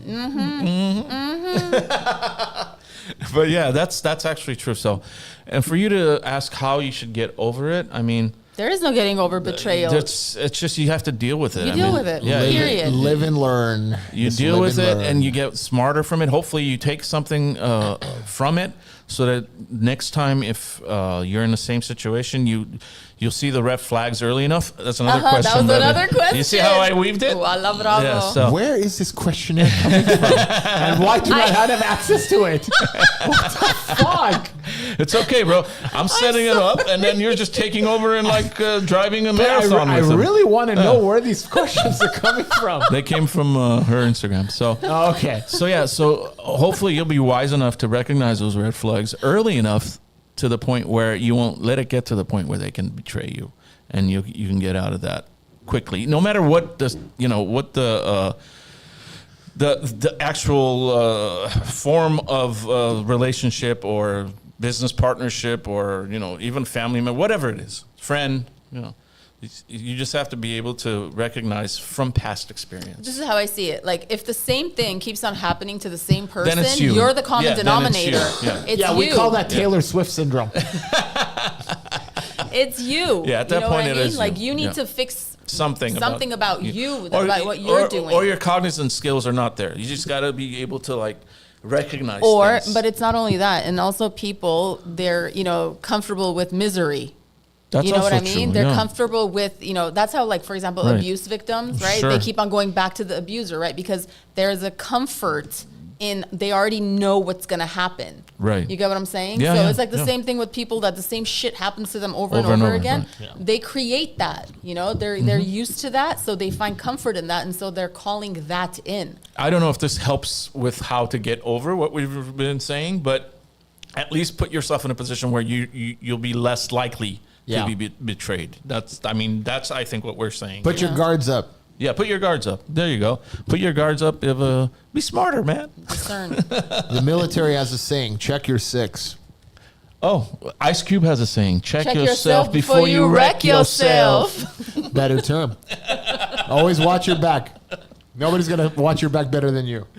Yeah, exactly. So, True statement. Eileen, you've been on other podcasts. I've seen you. Yes. So, how's your podcasting experience? Like, how many podcasts have you been on? Do you know? Like you're a veteran, is what I'm saying. Oof. Like, we've had people in here before that they've never been on a podcast. That's why, and that's why you're comfortable. I could sense it. The first one that it wasn't a podcast. It was more like an Instagram live and all that stuff. It was me and Nar, or Nar and I. Sorry, it was Yeah. Nar and I. Yeah. We did the Bad Moms thing during Yeah. COVID, which was cool. You know, like it was Everybody was doing lives back then, Yeah, it was- including me, but I was doing music lives. it was because everyone was like Yeah. cooped up, Yeah. at home, and it was our Yeah. way of being the Yeah. teenagers, Right. socializing over Right. computers. And it was a great format, get too, what I'm the saying? way Yeah. you guys had it. Like, So that was that, Right. and then after that, I was invited on Loca, Leave Our Kids Alone. oh, okay, yeah. Yeah. So and then Loca, L-O-K-A. yeah, LOKA, Not Yeah. L-O-C-A. and that was for the what was happening in the public school Yeah. systems with the children and Grooming and all the that. grooming. Yeah. Yeah. So it was that. But I mean, I didn't have a dog in the fight because none of my children went to public school. Yeah, mine either. You know what I mean? I mean, but still, again, like that doesn't mean No, but you still have your principles. I still and, have my, and But your again, morals, like the for way me, you it all think. comes back down to parents. Yeah. If a parent is confident in the way they are rearing and raising their child, Absolutely. okay, and you need to have an open line of communication with them. You Mm-hmm. need to make yourself present in their life, like your kid, has that level of respect for you, Sure. love for you. They feel safe with you. I don't think any outside influence can infiltrate that. Yeah. You get what I'm I saying? agree So with for that. me, it's like I'm confident in, for example, right, in the way I have raised my children, right? So I don't need to be hooting and hollering for anything. Yeah. You get what I'm saying? Because my hoot and holler, per se, is with my child. Sure. What happened with that movement, by the way? There's I no don't protests anymore. They're still doing this stuff. Are they still doing? I mean, yeah, bro. well, school's out right now, so maybe that's why it's kind of rainbow flags they're about and to start BLM again. all over the place in public schools. Schools are about to start up again. I think this week, right? They started. Yeah. And then next week again, or after Labor Day, usually. When we were kids, it was after Labor Day. Yeah, Yes. they changed. They That's- changed all that shit. It's a money Yeah. grab. Now it's like School after starts July 10 months 4th, now. it's like school. School's 10 months out of the year now. They get more funding from the state for 10 months. The private schools get an extra month of tuition now. Right. That's usually how it is. So it's a money grab. Do you guys remember when they tried to go year Year- round? I was about to say Fucking the bullshit. year round. 96, 97, Yeah. they went year round. I'm like, You do Yeah. 2 months and then get a month off. 2 months. yeah, something like that. no. It was on tracks. There were Yeah, two tracks. tracks. One Yeah, had the yeah, normal yeah, track, and the yeah. other one was winter through summer. Summer, and yeah. like so stupid. Yep. Yeah, but I'm a product of the public school system, so. Well, you're a product of a system that actually worked in the 80s. Oh yeah, Okay, 90s too. Now it's terrible. I mean, if you look at the numbers, it's like we're I was last gone in by the 90s, country. but the system still worked in the 90s. Yeah. That's what I meant. We're last in the country. I mean, LAUSD, GUSD, all these Burbank USD, they're all crap. Like they don't. Their standardized testings are terrible. It's just, when we moved to Glendale, it was the best, one of the best school districts, Mm-hmm. and now it's just in the toilet, and nobody can explain it. Nobody takes accountability for it. Yeah. I mean, So- it's we know what the problem is, but it's Public schools, look, we know. I mean, you live here, so I'm like Look, kind of leaving it's- it up to you this to has explain been it. But I know what the happening- problem is. this has been happening for. I mean, I see the school board meetings. We Bro, all know what the problem This is. has been happening for 40 years now, and, It wasn't like this. No. Let me explain. Yeah. They had a plan, okay, and it's been happening for 40 years, 35 years. It started when they took out one nation under God in the schools, and they took out the whole religious aspect, and they made it secular. And Yeah. eventually, you take God out of the equation, perversion steps in, and eventually the manipulation of the teachers, which, by the way, they're all hippies. I'm sorry, but they all are. The hippies of the 60s and 70s became educators, and what did you Yeah. expect as a parent? Okay, you have hippies teaching your kids about fucking socialism. That's, neither here nor there, but the agenda was there. And just, you take out certain trades in public schools, because when we were going to public school, you still had shop, you had auto mechanic shop, home economics for women. You teach people how to do their finances. These are life lessons you learn. You guys had that in public school, the finances? Yeah, you had everything. Home economics was a big thing. I mean, you didn't go. No, but I'm saying public what I schools had? as a whole. I had a gun club, man. Yeah, gun clubs were We had still gun around in clubs. the It's 80s. like yeah. go shooting and But stuff. you take all this out. And now here we are. You have a bunch of ideologues that go to college and they get brainwashed, and they start cheering for freaking socialism in Palestine, and that's exactly what's going on. Yeah. And colleges have always been a money grab, and now they're indoctrination centers. That's just the way I look at it. And I tell my kids, I tell other kids, I'm like, look, you want to be a millionaire in the next 10, 15 years? Learn a fucking trade. Bro, Nobody's learning electrician. Nobody's learning it's electrician, crazy. plumbing, contracting. Paul Harvey predicted this back in the early 60s. He was a soothsayer, man. That guy, like, he would see the future. He saw Paul the future. Harvey saw the future. He and he has a actually. video. Have you ever watched his 10 steps as like, if I was the sure. devil, this is how I would destroy that's the the video United I'm States? talking about. That's the My video I'm God, talking about. If you watch that now, Paul you're Harvey. like, fuck. How did he know? Really? How did he know? How It's did he all know? happening now. Yeah. Everything he said is happening right now. Yeah. Wow. And this was in the 80s. 60s. 60s, He sorry. started predicting this in the 60s. The guys, he died like in early 2000s. Yeah. I mean, he was already like a huge radio guy at that point in the 60s. I used to listen to Paul Harvey. I did too. It was on AM radio here. radio, yeah. It was a 790. It was I a think. syndicated talk show. Yeah, syndicated talk show. I was too young. No, I think he just cared about Barbies and stuff. That's what it was. Like we were like above our age limit. We listened to Paul Harvey when we were 10 years old, But 11 years it's old. really sad. You look at countries like Russia, you look at China, they're still studying real shit, science, calculus, all this stuff. These kids are fucking geniuses, and they're going into the military. They're fucking trained to be killers. Yeah. And then over here, we're worried about pronouns and purple hair. Bro, the best is TikTok. And Go to like- Go to China Well, and see. TikTok is a psyop. It's a Chinese it's a psyop. full-on This is why psyop. Trump wanted to shut it down. Yeah. If you But now look, they're paying him, so he's the one. yeah, but no. If you Let's look, not. if you look at the algorithms for TikTok in China, That's what I it's mean. all social. It's educational. It's all educational. Everything is Yeah. like beneficial. You don't see stupid shit like Exactly. we see here. The No way. algorithm in America is fucked up. It's designed to fucking make us stupid. That's the whole point. That's all it Like is. you said, the psyop is to make the American kids dumb. That's Yeah. all it is. And they're buying right into it. And they're buying right into it. That. And plus, So why are they society's- eating it up then? What do you mean? Monetary gain. Monetary gain. all money. Once you start telling kids you can make money doing stupid shit on fucking social media, they don't want to be a doctor or a lawyer anymore. My cousin's kid makes $1 million a year off TikTok. And he's an established singer. I'm not going to take anything away from him. He's a very talented kid. But that's just one example. Right. You have a lot of other kids with 20 million followers on thing is, TikTok. They're bro, making bank. When we were kids, when we used to watch TV. Not to cut you off. Hold on. Back to my point. Look at OnlyFans. You're glorifying porn now. Girls are making hundreds of thousands of dollars a month. Millions, bro. Fucking on camera. Or farting in baths. some Or of them- farting in bathtubs. Some of them don't even like do full on stuff, and they're making hundreds and thousands. That's my point. That's my point. You Who's start paying giving for this? advertisers, bro? Data. You and me, Eileen, everybody. What I'm saying is like they need subscribers on OnlyFans. Well, So- OnlyFans is a That's what I'm subscriber saying. base. So why are people eating into? Like, you 'Cause get what I'm saying? Feeding the it. general public's a bunch of idiots too. That's what it is. You know, like what's when there's crazy a is- demand for it. Yeah, there's a demand for it. That's what it is. Especially in this country, you go to another country, there's no demand for it because they cannot be demand for it. I wanna because create They a have moral social- codes, I bro. wanna- That's why we don't have any moral code in this country. I want to create a social media site with hot chicks cooking and call it OnlyPans. I really do. I think it's a moneymaker. Yeah, Only Razans. Only Razans. only pants. Only Tangeras. Yeah, Only tensions.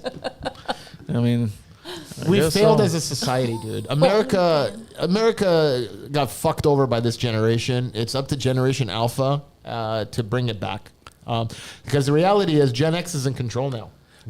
The boomers are all dying off. Gen Yeah. X is now going to run this country for the next 20, 30 which years. is another thing that's getting me kind of like questioning things, because Gen X, we're pretty much common sensed.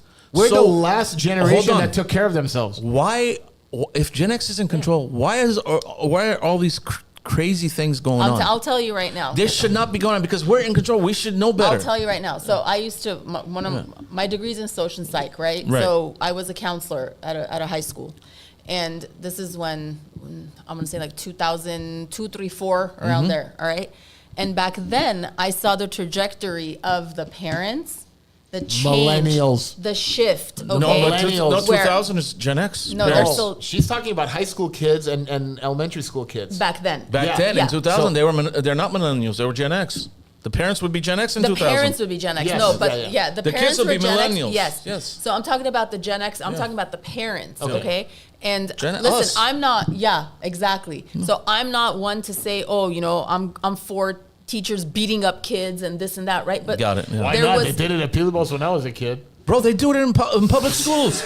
I used to get a ruler. My dad would tell the principal from 8:30 to 3:30, he's your yours, problem. yeah. You do whatever you okay, want. but see, this is what I'm gonna say. I'm not for the But teacher again, this was the 80s. beating Yeah. the kids up, right? But like there was this kind of like unspoken respect from the parent to the teacher. Sure. Okay, so the parent, if the parent had a gripe with the teacher, the parent would go to the teacher away from the kid. Of course. Right? But what I saw was the parent was coming and dragging the kid along, demeaning the teacher. That's terrible. So right there, the kid's like, all right, mom got my back, dad Right. got my I back. can do whatever I want. I'm going to do the same Which to that means teacher. Gen X didn't live up to their, Exactly. And you their know morals. why? You know why? Because we were, not all of us, but generally speaking, Yeah. okay? Because we thought we could one up our parents. Our parents I think did you it the wrong way. overcompensated. Exactly. That's Every all it kid is. thinks that. Exactly. No, Every kid. they overcorrected. That's all it was. But And I she think left- my daughter? But I think we did it more. Our Yeah. generation did it way more. Because we raised ourselves. Exactly. We raised ourselves. At Exactly. 10 years old, I was Dude, cooking food on the stove. I remember if there was like if I got a bad grade, my dad would or my parents would yell at me. Now if a kid gets a bad Yeah, of grade, course. It's the teacher's fault. It's the teacher's fault. They go, we yell at the parent at the Absolutely. teacher. I'm like, dude, it's your damn kid. He's stupid. Why are you yelling at the teacher? And there's no Absolutely. more. There are no more stupid kids. No, forget that. I know. And there's no more kids that act up. Kids are either they're just precious or they're a little on the spectrum. No, dude, he's just acting up. He's being a kid. Back when we were kids, it was hyperactivity. Now it's called ADHD. Give them some ADHD, medication. yeah. Again, back to Big Pharma. Yeah, that's Medicate your that's kids. another reason, How yeah. many kids in this country are medicated now? A lot. I don't know the number, but I'm pretty sure it's probably 40%. 40% of teenagers Just are like probably Bill on some Bill sort Maher of drug. has like things. He goes, I don't know it to be true, but I just know it is. Yeah, exactly. It's sad. It's really sad. It's really sad. And that makes sense. I mean, especially like all this shit, the Spectrum. We didn't have the Spectrum. There was like, the only Spectrum we had was the Philadelphia Spectrum, and the Sixers. But beat the Harry, just Lakers. because we didn't have a label for it doesn't mean that it didn't exist, or the ones that are diagnosed, it's not. You get what I'm saying? That's I like get kind of that. like a. But I mean, how come there was like 1 in 1,000 back in 1980? No. So the criteria for autism was if you didn't speak and you had a developmental delay, you're autistic. That's what it was in the 80s, 90s, and 2000s. Now, because people are getting paid to analyze these kids, exactly. the That's where I was spectrum going has with gotten it. That's so where I was going. big. That's so where I was big. going with it. If you have like They can nervous make money tics, off of it. you're Yeah. on the spectrum. Yes. If you're socially inept, you're on the spectrum. If you tiptoe, you're on the spectrum. If you say stupid things, you're on the spectrum. Okay. If you can't sit still and fidget, you're on the spectrum. When we were kids, like, dude, these were normal characteristics for everybody. Kids and acting up. I can name 100 friends that will be diagnosed on the spectrum right now in today's standards. Everybody, Eileen, everybody, me too. Me too. I mouth fart all the time. Harry knows it. I mean, I can't keep my mouth shut. You know, I can't. I say stupid things. I would be labeled on the spectrum. Yeah. Okay. But it's a money-making thing now. That's That's what it is. Now, when we were kids, you'd all have friends that have quirks, and you're still friends. Of You know, course, you accept their flaws and you move on, right? Nowadays, it's like, dude, like so many kids are labeled on the spectrum. So many kids have ADHD now. For what? For prescribing medication. It's a scam. I'm sorry. It just is. I mean, it's impossible that the numbers would get that much But because higher. no, it's like the homeless problem. The homeless crisis will never be solved because we're paying people to eradicate homelessness. And if you're paying somebody for a job, that source of that job will never be eradicated because if that it does, income is gone. He's not going to get an income anymore. Same thing with child development and psychologists. They And need medicine and all revenue, that, yeah. and that's why doctors say maybe you should have this kid checked out, maybe you should have this checked out. The teachers say maybe have this kid. Now, I'm not going to say that these kids don't have any issues. No, that's because not the they point. do. That's not the point. But is it warranted to say like they're on the spectrum Like or neurodivergent? Every kid that has a slight little whatever, they nitpick. Yeah, They it's like nitpick. now they're autistic. No, Yeah. they're not. Relax. Yeah, they nitpick. Oh no, he winks too much. Maybe he likes to wink. What is it to you? You know? I don't know. I think it's a money grab. I think that's all it is. So I think if so, like let's say the winking thing, right? If, why don't you? For me, it's like why? Why does the kid have a nervous tick? If Right. it's not, for example, autism, or if it's Sure. not, you Yeah. know what I mean? What's causing that nervous tick? No, I get that, but I mean, that was just one example. I'm saying like it could be anything. He crosses his arms like too much or something. I don't know. It could be anything. Like he leans back and forth. Too Well, back much. in the day, being left-handed, I'm left. my younger son's left-handed, right? So it's really interesting. And two of my kids are left-handed. Oh my gosh, only I mean, one of mine. I'm really ambidextrous, but I write with my left. That's it. I can use my right hand for anything else. Did my teachers would always tell me like start writing with your right hand? Yeah, they would tell me the same Up until thing. fourth grade, my American teacher in fourth grade, she goes, "Why is your penmanship so bad?" And I'm like, "I don't know. I've been writing with my right hand." She goes, "Try with your left. Immediate improvement." I'm on the spectrum. Yeah. So to the point where I have dyslexia. I already know that. It's been diagnosed as a kid and stuff, but it's very hard to get to it and stuff. But I would tell people if the left side of the brain controls the right side of the body and the right side of the brain controls the left side of the body, only lefties are in their right mind. Yeah, there you go. Oh. Think about that. Oh, So do you write it as dyslexia? Dyslexia. Yeah. I overcame it. It was tough. I would struggle with long words and stuff, and I was like, very good at math, but just the wording was just fucked up. Tried- I Like was spelling momentum, bee I'd write champion 4 moniton years if in I a was row. like really fast and stuff, so I'd have to go back and fix it and all that stuff. what and made you go into comedy? I like to make people laugh. Why? I'm picking your brain. I don't know. Ever since I was a kid, I was a jokester, and I was voted class clown in high school, and I wanted to be a director. I wanted to get behind the camera, and all my other friends who were in film school, they're like, I need you to act in this. I need you to act in this. I need you to act in this. And they're like, you're wasting your time, dude. You need to be in front of the camera. Yeah. And I'm like, okay. So at 24 years old, I was having like a quarter life crisis. I was doing IT and I hated it. And I'm like, fuck, I'm going to start doing comedy. And it sucked in the beginning. Every comic sucks. Took some classes with some stand-up comic teacher in Santa Monica. And, eventually you work the open mic circuits for about 2-3 years and you still suck. And eventually you meet some other comics who give you your shots. And Sam Tripoli gave me my big shot at the main room at the Comedy Store when I was like 2 years in, and I sucked. I shit the bed. But it gave me motivation, and you work on your craft, and you cultivate your jokes, and you go out there and you fucking have a killer show. And that's just it. So I can have a shitty day. I can have a shitty thing going on. The second I get on that stage and I hear audiences laughing, I know I've done my part, and it's like the best high in the world. Yeah. Yeah, it's amazing. And and I love it, so it's one of those things for me. It's like, it's not even about the money. I'll go out and I'll do an hour and a half show and for free. I just want to go out there and just make people laugh feel good. and make people feel good, because that hour and a half that they're sitting there talking and laughing to my jokes makes them forget about their problems. And it makes me feel good that I helped them out for an hour and a half of their lives. And that's basically it. That's So, awesome. Yeah. Interesting. Yeah. So, I've never asked you that because I really don't care. yeah. Dick. I just know what you did. That's all. I knew that he started doing comedy. I'm like, oh, that makes sense. I like to know people's whys. Of course. It's Wise interesting like for me. WISE or W. I come from a long You line like of to know jokesters, wise so- people. Both. What'd you say? I come from a long line of jokesters. My uncle was a jokester. My grandpa was a jokester. You know, they were like one of those guys. They were comics. You know, they sit there with their friends and take jokes all night, and everybody just keep them entertained. But I was more of a comedian. You know, there's a difference, and people don't understand if you're a comical person or if you're a comedian. Well, there's a huge difference. A comic says funny things. Okay. A comedian says things funny.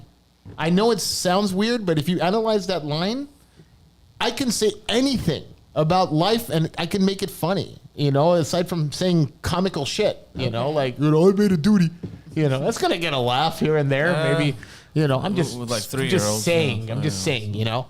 But it doesn't matter, Harry. There's certain words that even in our 40s, you still laugh. Oh, yeah, fart. Like fart, booby, Booby. booby. Yeah. You know, there's certain words. And when it comes to those types of words, you're chairman of the board on that, man. I love it. Board spelled B-O-R-E-D.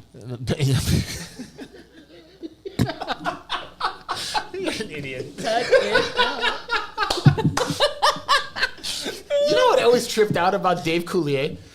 Like, the guy was a nerd. You caught that. I Of did. course, yeah. Cut it out. Come on. You know what always tripped out Yeah. about that fucking guy? I mean, like, he must have been a fucking demon in the sack, because if you're that dorky on TV and in stand up and you got Alanis Morissette making a song about you, Oh, yeah. you got to be doing Oh, that something song right. you oughta- You ought to know it's about Dave Coulier. Yeah. Really? Yeah. And The then, more you know. yeah. Went down on you in the theater. Oh, whoa. Imagine she's talking about Dave Coulier. That's something. Yeah, we're from the 90s. Hi. They are. We are, not her. Hey, can we all agree that TGI Friday was the best lineup? That was the best. Balchi Channel Bartoko 7. No, Channel 7, you had Kosan Larry. Family Matters. You had, hold on, I'll tell you the lineup. Family Matters at 8. 8:30 was Just the 10 of Us. 9 o'clock was you're Perfect off. Strangers. And 9:30 was, what was 9:30? Step by step. Step by Step. Yeah. That's right, Step by Step. That's right. Do you guys Suzanne remember Summers and Mork Patrick and Duffy. Mindy? Of course. Aww. Yeah, Mindy's the only one left from the cast. I know, they all died. Really? They're all They all dead? died, All yeah. of them. That's how old we are. They all died. We still- Janet's the only one left. No, Janet, Terry, Cindy, and Larry. Oh, and Larry, yeah. Yeah, we Larry's still still have alive. those. Richard Klein's still alive. Yeah, we're talking about obviously Three's Company. That's why, you know, I don't segue into that. That's why I loved the show, That 70s Show. Because forget the fact that we lived that whole generation, because the 70s and 80s were interchangeable, in my opinion. But it reminds me a lot about my youth and my cousins and his friends and stuff, but that's neither here nor there. The producers, was it Jackie Figo and Jeff Figo? They're, I think, married. They also wrote Diary of a Wimpy Kid, the Disney movie, which my kids love. And it's a great movie. But anyway, they brought back a lot of the actors from the 70s, like Mary Tyler Moore, and they brought back I've Brooke seen Shields. And like, it was so much fun seeing the old characters, like, you know, from the 70s. Nostalgic, exactly. You know, so that was a lot of fun. I think they brought back Richard Klein, too, for an episode. I think so, yeah. Yeah. There was a lot of them.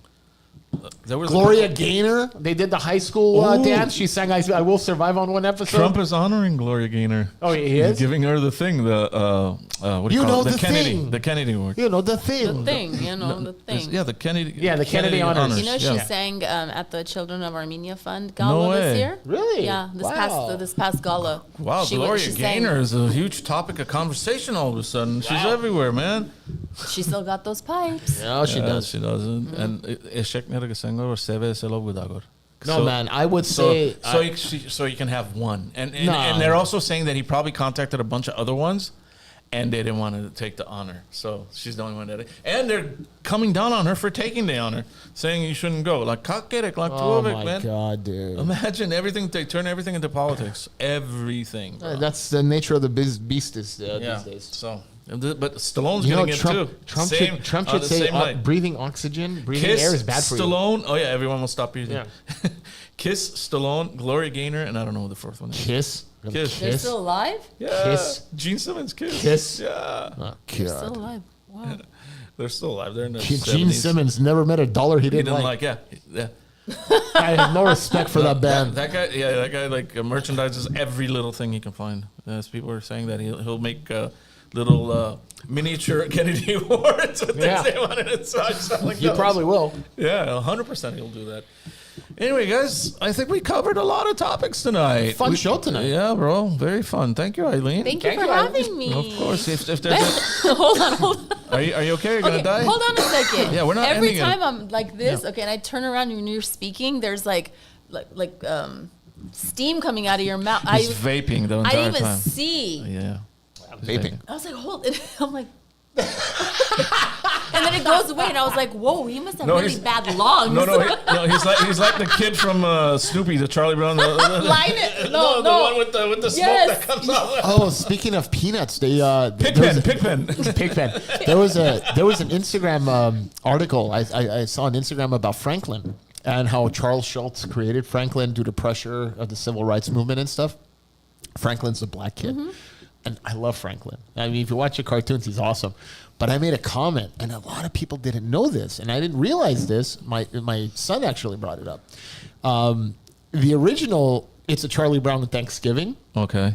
If you watch it on YouTube, all the kids are sitting on one side of the table in nice chairs. Okay. Franklin is by himself on the No. other side in like a little Segregation. fold-away chair. Segregation. So I posted, you know, I love Franklin, but they did him dirty on Thanksgiving. Straight up. Right? Wow. And a lot of people like to comment because a lot of Gen Xers know what I'm talking Right. about because we used to watch it every Thanksgiving on CBS. Apparently, they made a remake, the new cartoon in the 90s or whatever. The kid, my Yeah. son, showed me, he goes, "No, Dad, they're all sitting together." And I'm like, and he showed me because he went on Apple TV and he showed it. I'm like, "Oh shit, they made a remake." I had no idea. Wow. I had Fun no idea. fact. Yeah. So back when I was in 4th or 5th grade, back when you used to write letters and put a stamp and mail Yeah. it, I was a huge Peanuts fan. Okay, so I wrote. Oh my God, Charles Schultz. Charles Schultz. Yes. Yeah. So I wrote Charles Schultz, the fan club, right? I wrote a letter and I was like, oh my God, I love your books. I love your, blah, blah, blah, right? And I mailed it. I mailed it.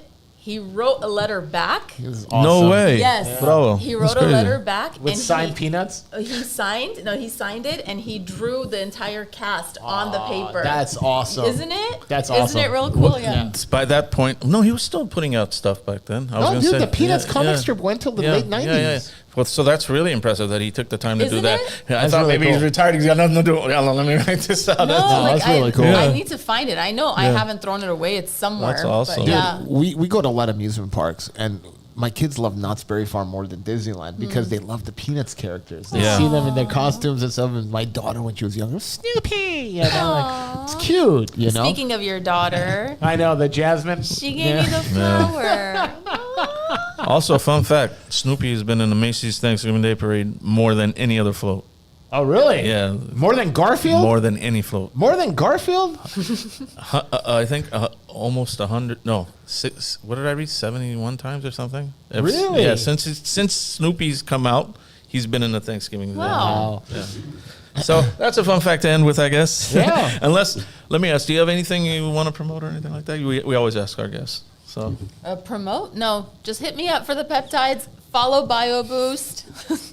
And- BioBoost, there you go. BioBoost. Yeah. On Days, Instagram, I'll you, tag it. You got the comedy show coming up. Yeah, November 15 at Bugger on Hall in Montebello. So, Perfect. yeah. November? November 15th. November 15th. Over 15. All right. Come Hold see. on, Harry. I didn't ask you. How'd you get into DJ? Sorry. Oh, that's gonna be a whole conversation. Really quick. No. Really quick. I'm so sorry. I feel like I just completely... No, it's okay. I like- figured you probably know. That's why you didn't. You asked him because you don't know. I mean, I started DJing when I was 14 years old, and it was me, my brother, and a really good friend. It was the three of us, and we put our money together, and we went and we bought. The coffin. No. We bought a Radio Shack turntable. It was $95. I remember. You didn't buy a coffin? Hold on, man. Okay. I got a better story. About a little 2-channel Radio Shack mixer. It was Realistic. That was the brand. I remember that. Radio Shack. And then I had a record player at the house with my stereo. It was detachable, so I used that one as my second record player. And then we put our money together. And we were all three of us like putting a little group together. What was the name of your group back then?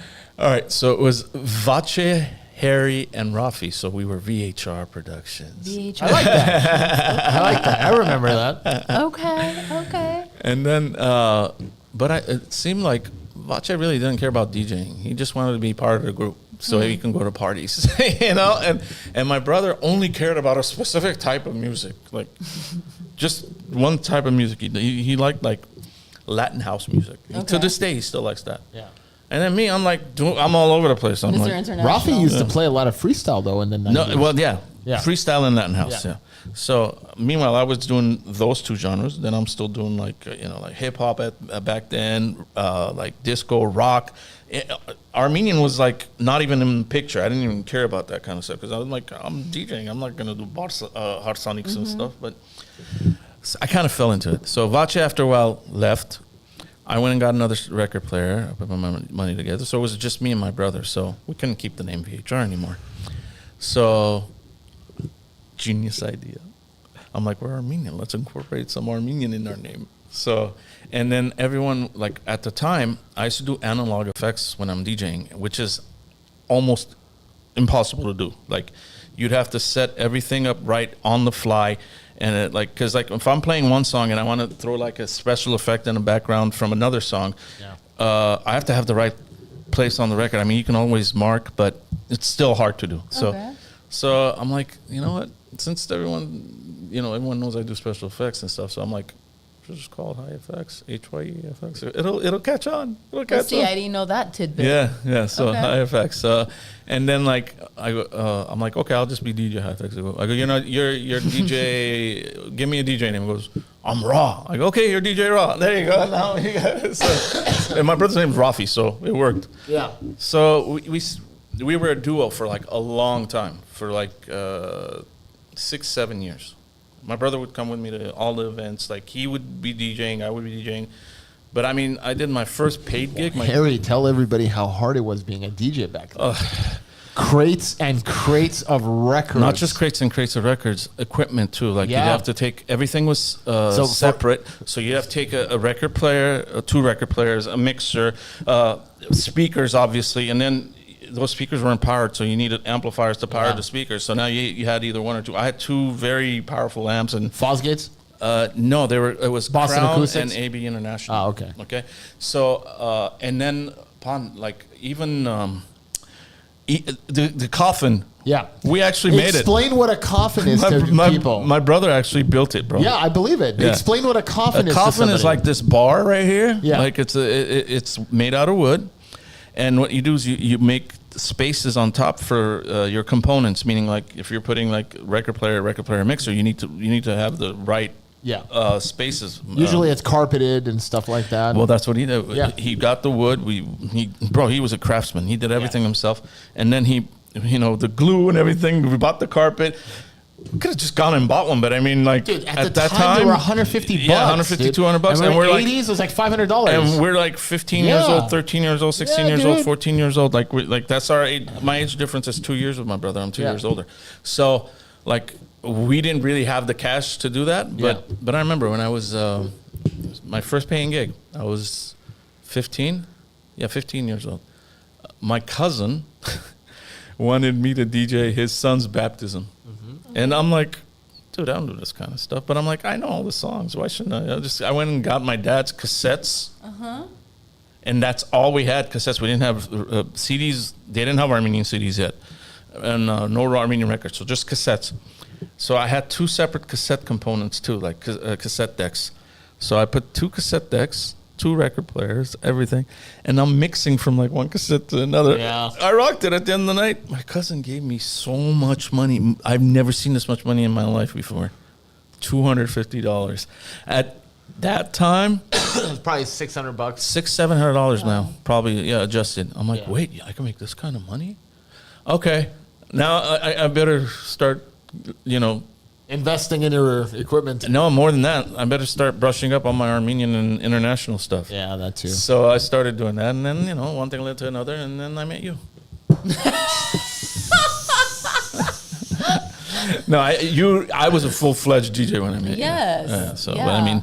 But yeah, like, and then I did my first wedding when I was like 19. I got $600. Yeah. We're talking 1990, 91, something like that. That was crazy money back then. That was good money back then. Crazy money. So, yeah, and then like it wasn't just the money. I just loved doing it. You know, like I just like you're saying, like it's my release, dude. I go on stage, I feel at home. It's the best. It's the best therapy in the world. Yeah, man, I feel at It's home. the Like best. if I'm on stage, that's my place. Like, and nowadays it's just become honestly, a little bit of it has been like a little bit of the art, or a lot of the art, the craft has been taken out because everything is so easy now. Yeah. You know, everything's done through laptops and syncs The and lost art of controllers. scratching is just gone. Yeah, I mean, I wasn't never a huge scratch guy, but I mean, I did scratch music. I mean, I pretty much did it all. I used to scratch, I used to beat write, I did all that stuff because I had to. Back then, you had to know what you were doing. Yeah. Also, there was no BPM counter back then. There your wasn't. ears were your BPM counter. Yeah. So if you could mix back then, if you learned how to DJ back then, you're an expert nowadays. Dude, I mean, I sometimes go through the YouTube black hole and I find Yeah. myself at like DJ competitions of the 80s and 90s. Yeah, bro. Dude, you watch these guys, they're like, fuck, man, the shit they do. Like, Hubert, one of the best Oh, yeah, scratchers. yeah. Hubert's amazing. Like, you sit there and, like, how does it fucking do this? Yeah. And Dude, I mean, you drop one of the DJs today. I mean, I respect everybody. As long as you're out there, you're making money, you're making people happy, good for you. But I mean, you drop someone today that's only learned on controllers and laptops. Yeah. Give them just analog. Give them two record, They won't be two able to record do it. players and a mixer, and watch what happens. they won't do it. They won't be able to do it. Well, it's the same. It's the same principle with like cars today. All these, little racer drivers driving their little automatics with paddle Right. shifters and stuff. Put them in a freaking manual transmission sports car. They wouldn't know what to fucking do with it. They'll blow the freaking tranny. I mean, in the old school way, not the new school way. Yeah. You know? You need to be. We're talking about I'm sorry, no, Eileen. I come from a time and a place where blowing your tranny is an automotive term. We're talking about transmissions. YouTube. Exactly. Don't take this video down. Please. Anyway, we went. You guys finally got a background on me too. So I've never explained this on the podcast before. So thanks for asking that. Of course. Again, thank you for being here tonight. Yes, thank you for being for here, taking Eileen. time out. I mean, you could have been anywhere, and you chose to be with us. We're honored. Hi. So and. Baze, we said what we had to say. Yeah. You guys can see me at Eden Garden from time to time. Just follow me on Instagram, and I'll tell you when I'm there. That's pretty much the only public stuff I'm doing nowadays. Other than that, it's all private parties and weddings and stuff. Yeah. So thanks again. And the bar is now closed, guys. Bar's closed. We'll see you next time. Bar is now closed. Later.